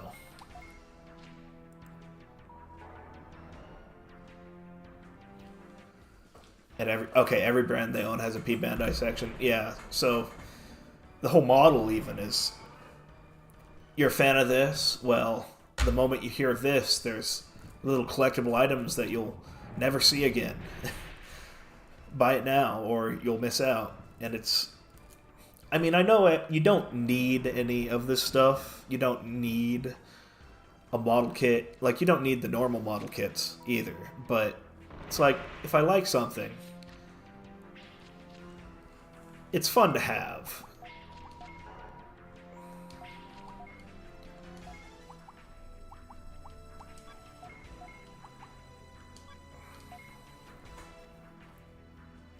P Bandai will restock the more popular stuff. And that's the other... That's another thing. If they'll restock it, if it's popular, you never even know which things to FOMO about. Which may cause you to buy everything, if you're the type of person that this sort of thing works on. And I kind of feel bad for those people, a little bit, but also... First time seeing Nefertimon actually here in battle, I think. Or did I have her last time? I may have already played her once. I may have just been talking to chat too much.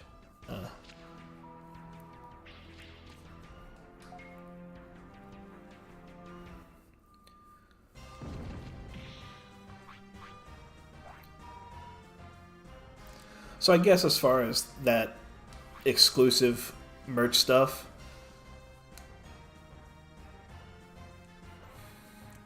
is that buy something that you would buy if it wasn't limited time.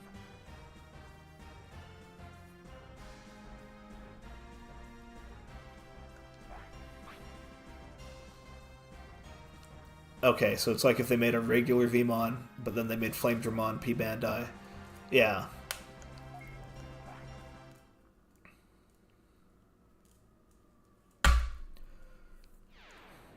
But yeah, it's like I was saying just now. If you're into something, the main thing to do when you're running into this limited time merch stuff, only buy it if you would have bought it if it wasn't limited time. And obviously that's hard to do, especially if you fall for this stuff much. I'm not a big merch collector. I have very little merch for anything that I like. But it can really hurt people.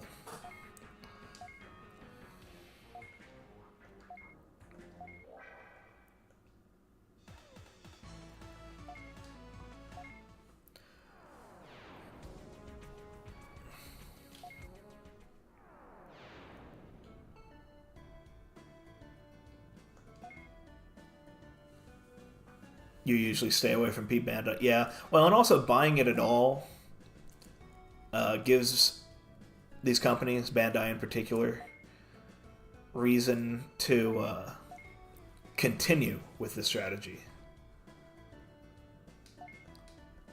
You only bought your favorite Gundam because it was P Bandai only. Yeah, well, and that's what I was saying. This is your favorite Gundam. Or Gunpla, or whatever. And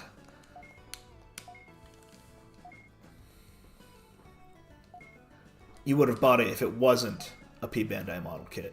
It's just that it wasn't one.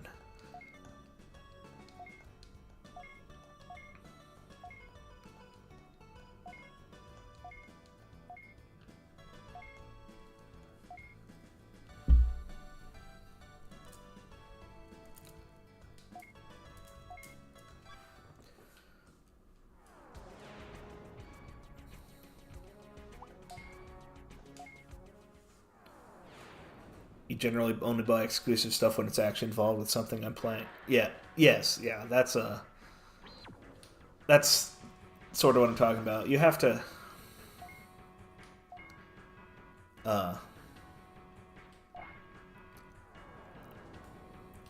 unfortunately, most people don't actually think that hard about okay, maybe not most people, enough people don't think hard enough about this sort of thing that they end up just buying every limited edition item. And the truth is that limited edition stuff, the only way that it's special is that it's limited edition and not that it's unique and valuable inherently. I mean, things are valuable inherently only... Value's a weird thing to talk about.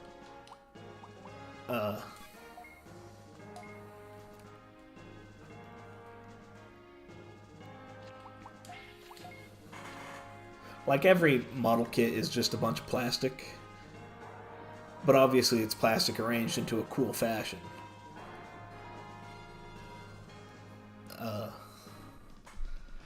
And so it's all luxury goods, which, I mean, we live in the industrial age. So, luxury goods are common. Like, if people only bought the things they needed, we would all live in tiny boxes, eating sludge. We would live like animals, more or less. But yeah, I think you guys understand my point, and I understand all you guys' points, and we're all in agreement here.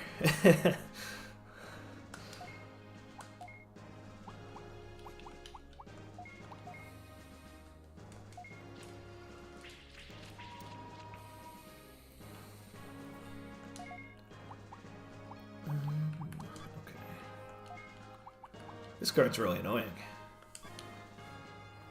An object's value is based on how much you're willing to spend on it. Yeah, more or less. I mean, to you, the value to you. When we get into like an object's price, though, it gets into a combination of supply and demand. Although when you start talking about this limited run stuff, the issue is theoretically the supply can be way more, and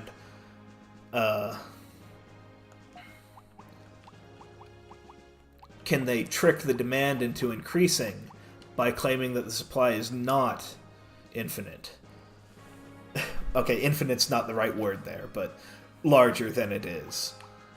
And at what point of manufacturing capacity... I mean, the manufacturing capacity is way higher than these premium items are actually produced at.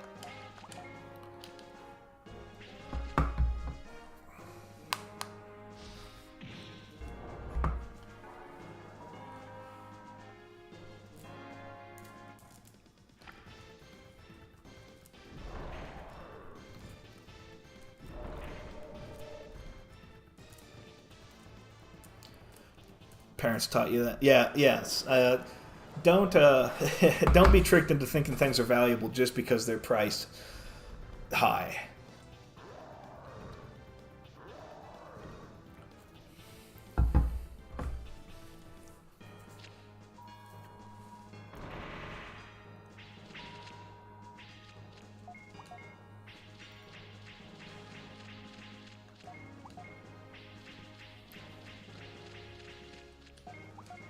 Okay, I feel like I've made a mistake here, just trying to dig for my partners, because now I am playing with just Flame Dramon and a single... Oh, I shouldn't have discarded that. Oops. Oh well. I'm making mistakes here, but it's all fine.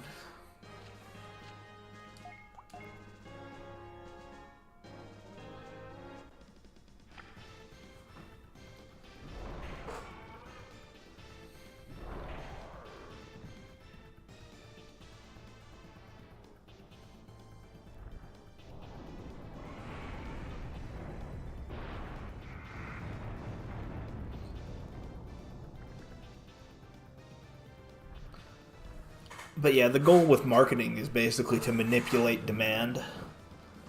And so that they can make money off of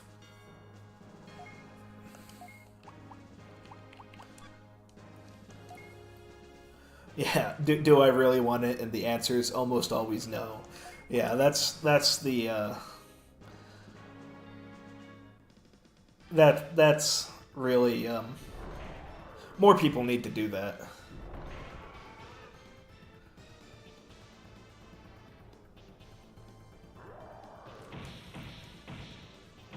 Spent so much money on my 3-year live 2D license. What is live 2D? I've heard of that. Is that animation software or something?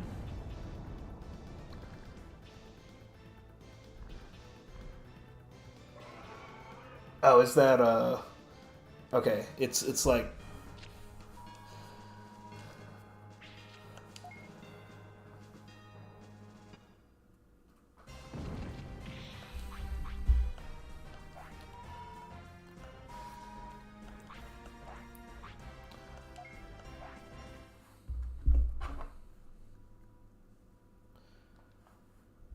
okay.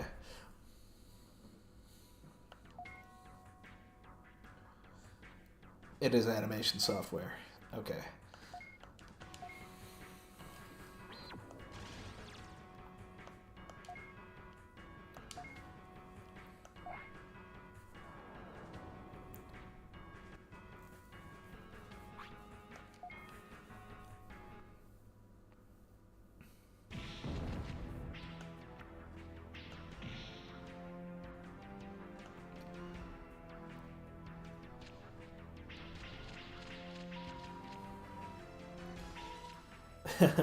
The other 1% is my weakness to Shantae stuff from limited run games. Yeah. Like, I'm saying all this, but I fall for way too much. Well, maybe not. I fall for stuff and buy crap I don't need way too much.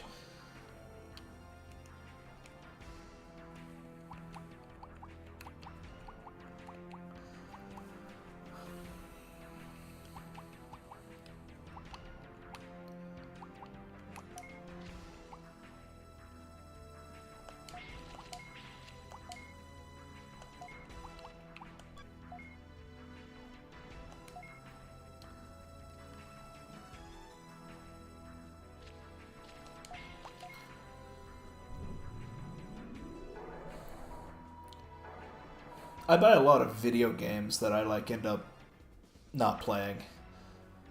Uh, like recently, I bought all three Etrian Odyssey games that are on Steam, and I've played the first one for like 4 hours or 5 hours. Like I bought it a couple of months ago. You like buying gear and playing around with it? Yeah.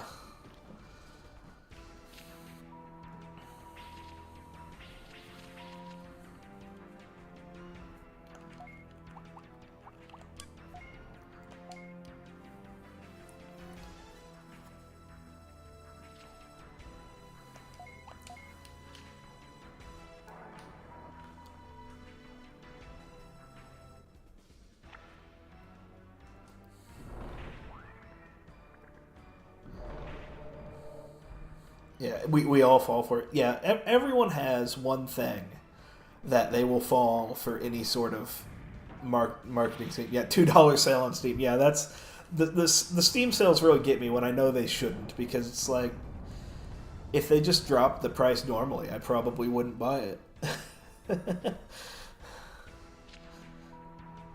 Although some games I would buy it, and making that distinction is the difficult part.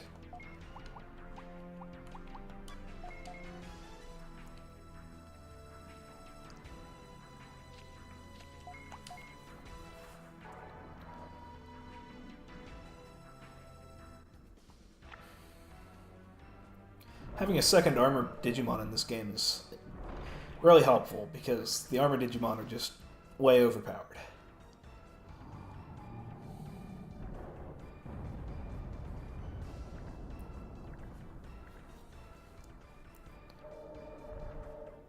Plus, I like most of their designs, the armor Digimon, especially the ones that were actually featured in the anime as armor Digimon. They're well designed.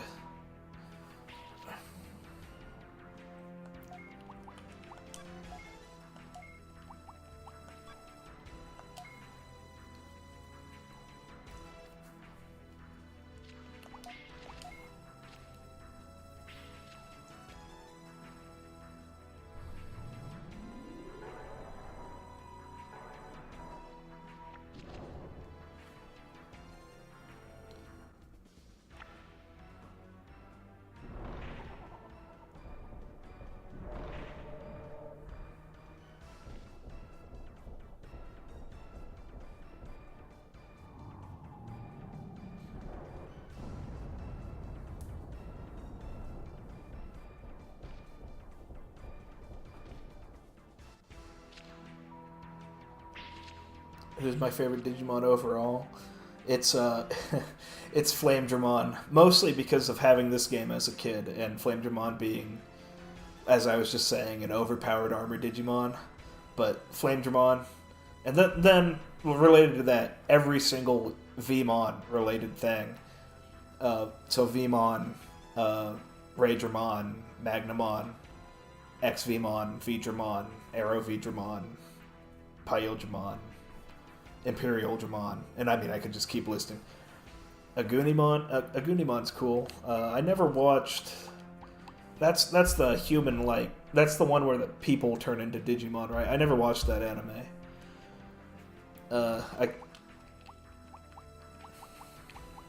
But Agunimon looks really cool.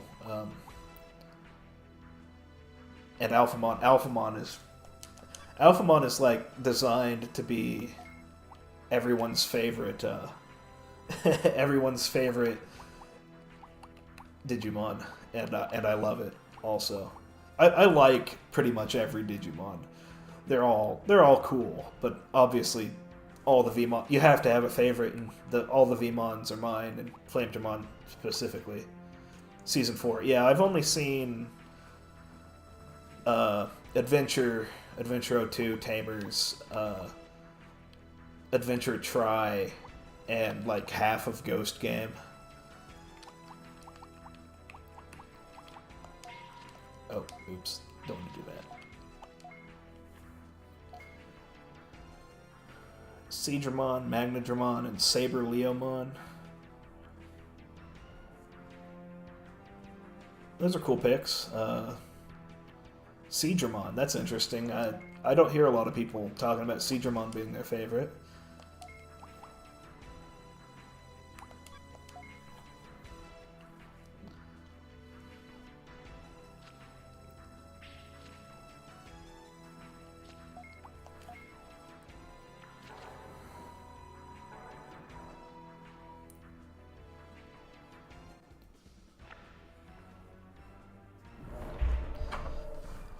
Okay, I have to look up exactly what Saber Leomon looks like, because in my mind it just looks like a lion, more or less. Unless I'm thinking of the wrong one. Oh, okay. Okay. It does look really cool. It's a lion, but cool. They were your first Digimon cards. Okay, yeah. And see, that's what I was saying about Flamedramon being my favorite because of this game when I was a kid. Like, most people's favorite has to do with their earliest interaction with the franchise more than anything else.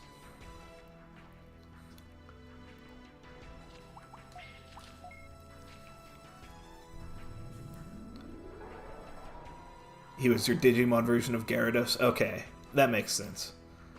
And I mean, he's not... He's not a... he looks cool. He looks cool. He just doesn't come up as a favorite very often, and it's cool that he's your favorite, because you don't hear people talking about him very often. Saber Leomon's card art from the starter deck? Okay.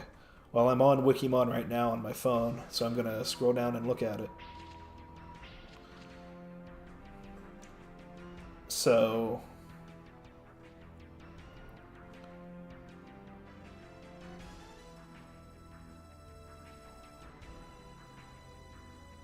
okay, I think I'm looking at it. I mean, all these arts look cool, so I think I'm looking at the one you're talking about. And I do like it. And I'm just gonna scroll through all of them, and I like all the arts. So yeah, he does look cool, Saber Leomon. And that's what I was saying. In my mind, he was just a lion, but then I looked him up, and it's like, okay, this is a really cool lion. And that's what a lot of Digimon are. They aren't just...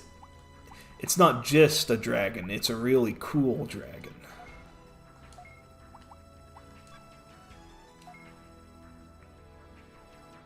Yeah, I was looking at the original card game.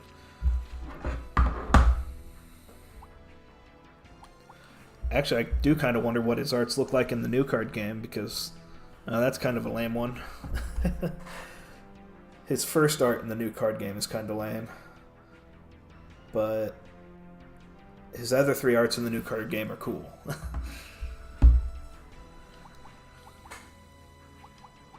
Alright, I don't need to play any cards.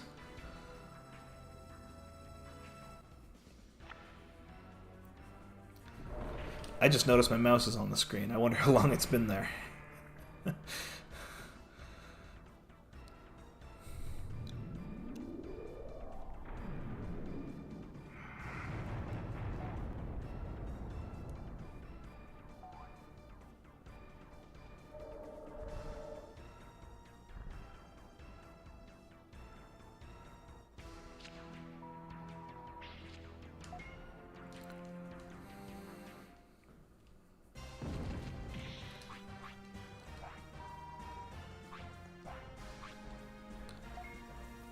Pokemon.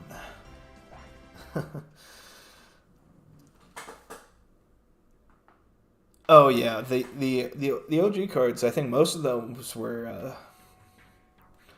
just one guy making them. Like, because a lot of those early cards were just lifted straight from concept art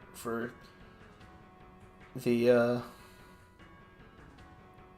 for Digimon, and a lot of those are. I can't think of the name of the guy right now, but a lot of the early Digimon were all drawn by just the same guy, so they all have that same style. They have that cool shading, the harsh lines, the coloring.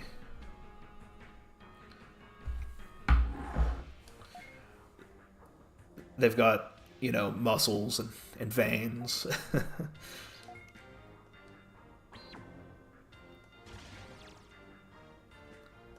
They were more illustration. Yeah, that's exactly what I'm getting at. More illustration than just anime art.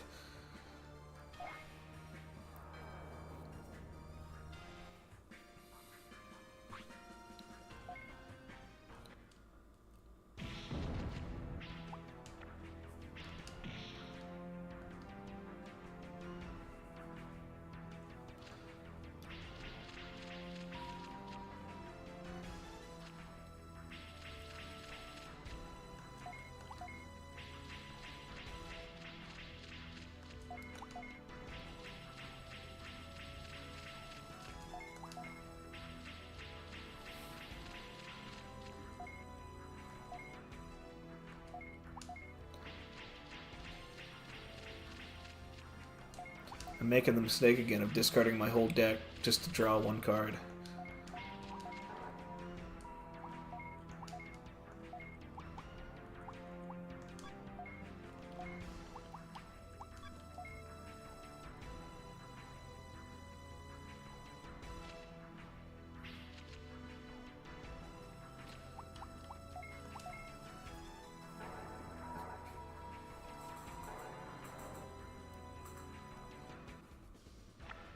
You should see his Metal Greymon. I think I have seen that. I mean, I've seen a lot of them, but I'm gonna open up Metal Greymon on my on my phone here just to look at his oldest arts.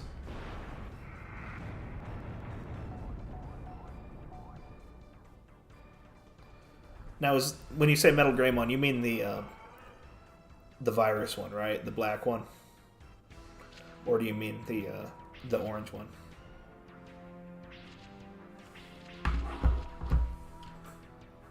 They used some of the old art in one of the Digimon reprint sets for the new game. Yeah, I actually bought some boosters of that set because I love that old art.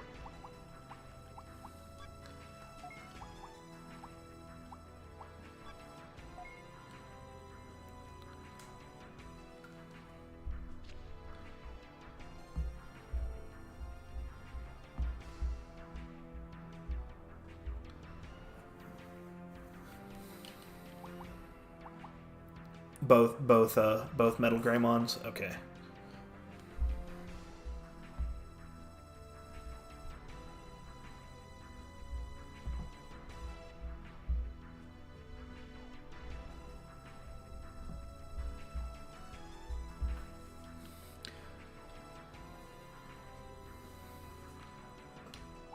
Yeah, I can't even remember what cards I got when I bought those packs.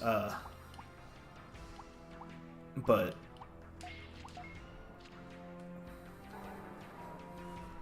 But it was cool seeing the old Digimon art on a new product.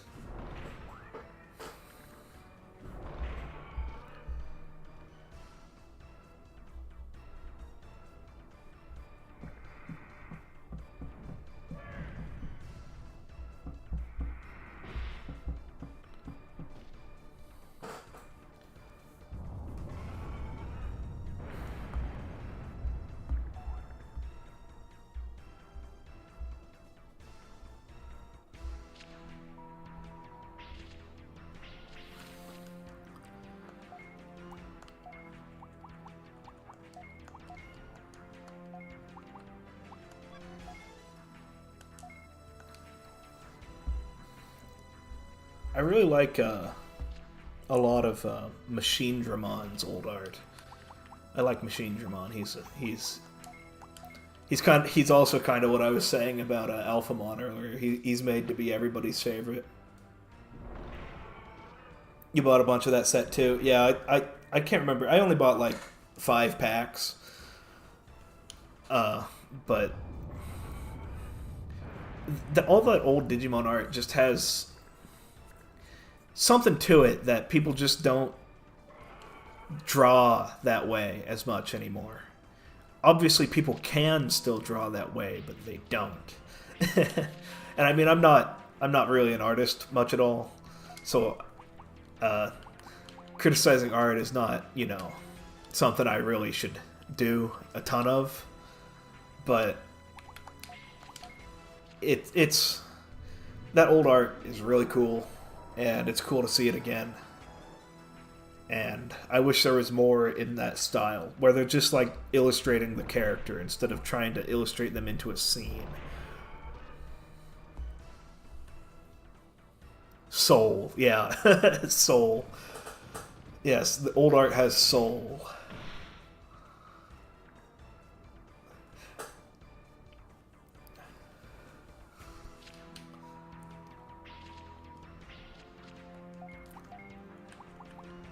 The old games have soul. Like, look at this game. Like, no one is ever making a game that looks like this ever again. Like, look at the way it says player digivolve phase rack up DP. That is the ugliest thing I've ever seen, but I love it. And obviously that's probably just a translational thing, and it looked way better in Japanese, but like, games don't look like this anymore. Which is both good and bad, because objectively a lot of this graphic design is not very good. Like, these screenshots of the characters for the cards instead of 2D illustrations.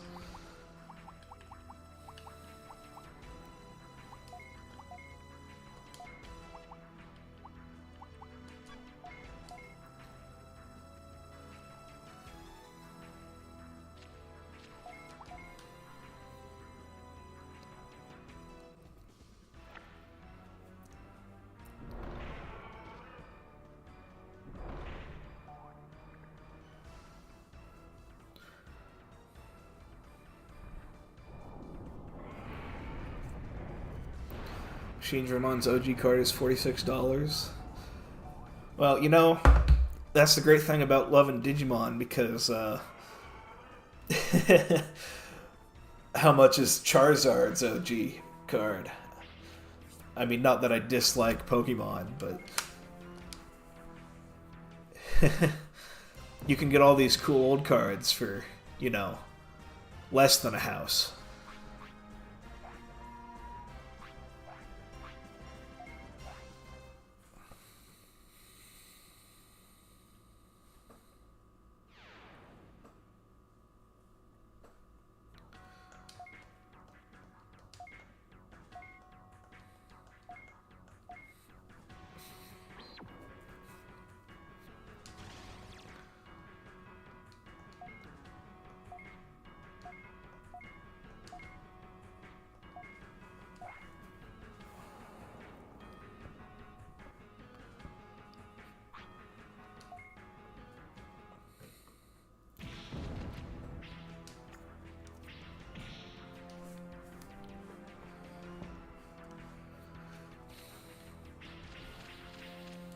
look, I got Vmon in my first hand this time.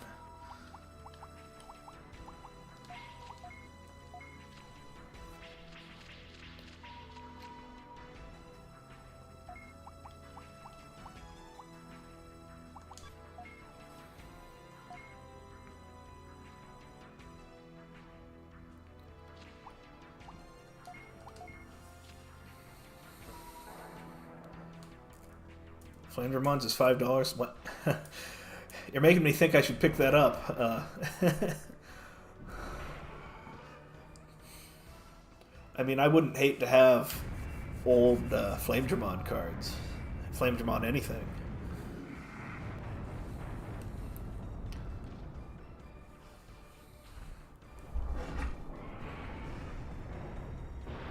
Where are you looking at these prices on? Is it...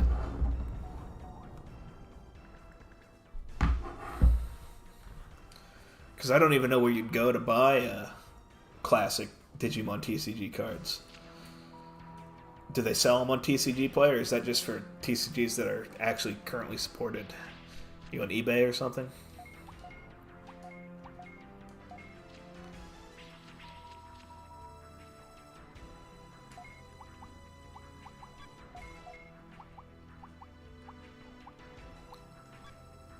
Put it in a case and display it on your shelf? Yeah, I might, actually.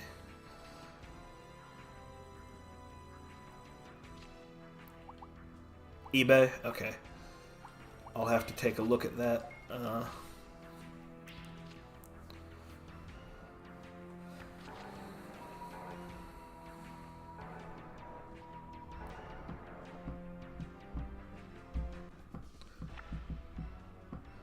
I gotta look at this old Flamedramon art now, because...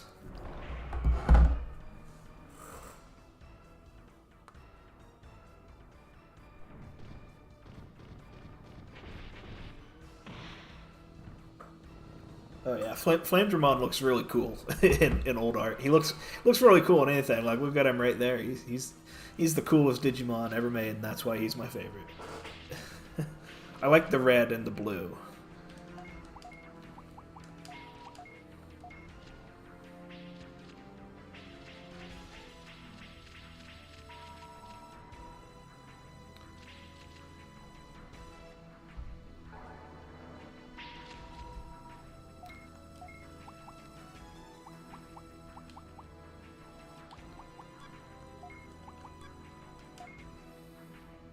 Some are just the card art printed on a sterile. Yeah, I hate that people do that.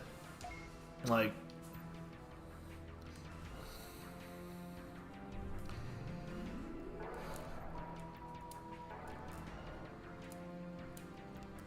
that sort of thing should just be... That should get you banned from eBay if you print something onto something else and sell it as... and pretend that it was... Okay, pretend in quotes, because the description says what it actually is, but the pictures are all just actual pictures of the product you think you're getting. But I don't venture onto eBay very often, so... For that reason, mostly.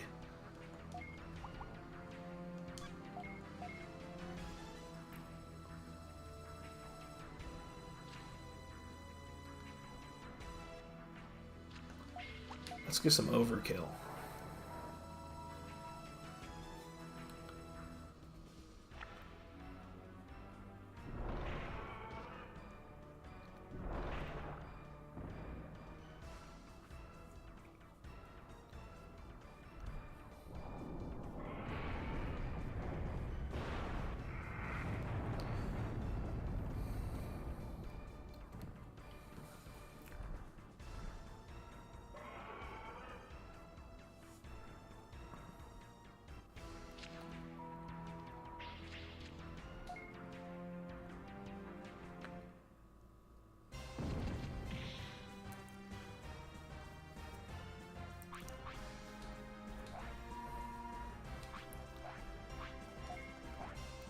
Alright.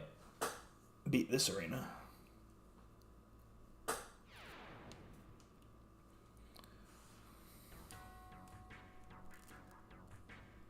was printed in a magazine and you had to cut it out of the page. Like the original Digimon card game was magazine cutouts. That's one way to release a card game.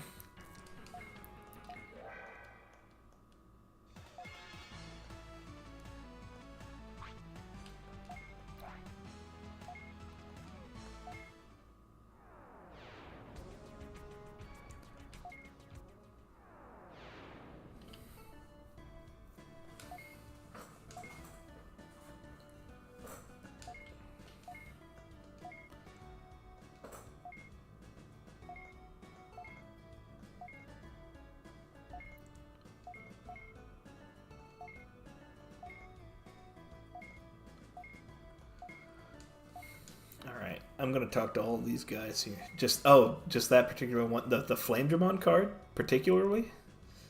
Is that what you're talking about? It was a promo, and you had to cut it out. They couldn't just slip an actual card in between the pages. Alright, I think I'm gonna call it here. Thanks for watching, everybody. Black Dragon, Samurai, Ludolpha, good talking to you guys in chat. Nice to have a chat here. Had a lot of fun playing the game, talking about various things. Talking about Digimon, talking about everything else. I've been streaming this for a little while. I'm gonna stream again soon.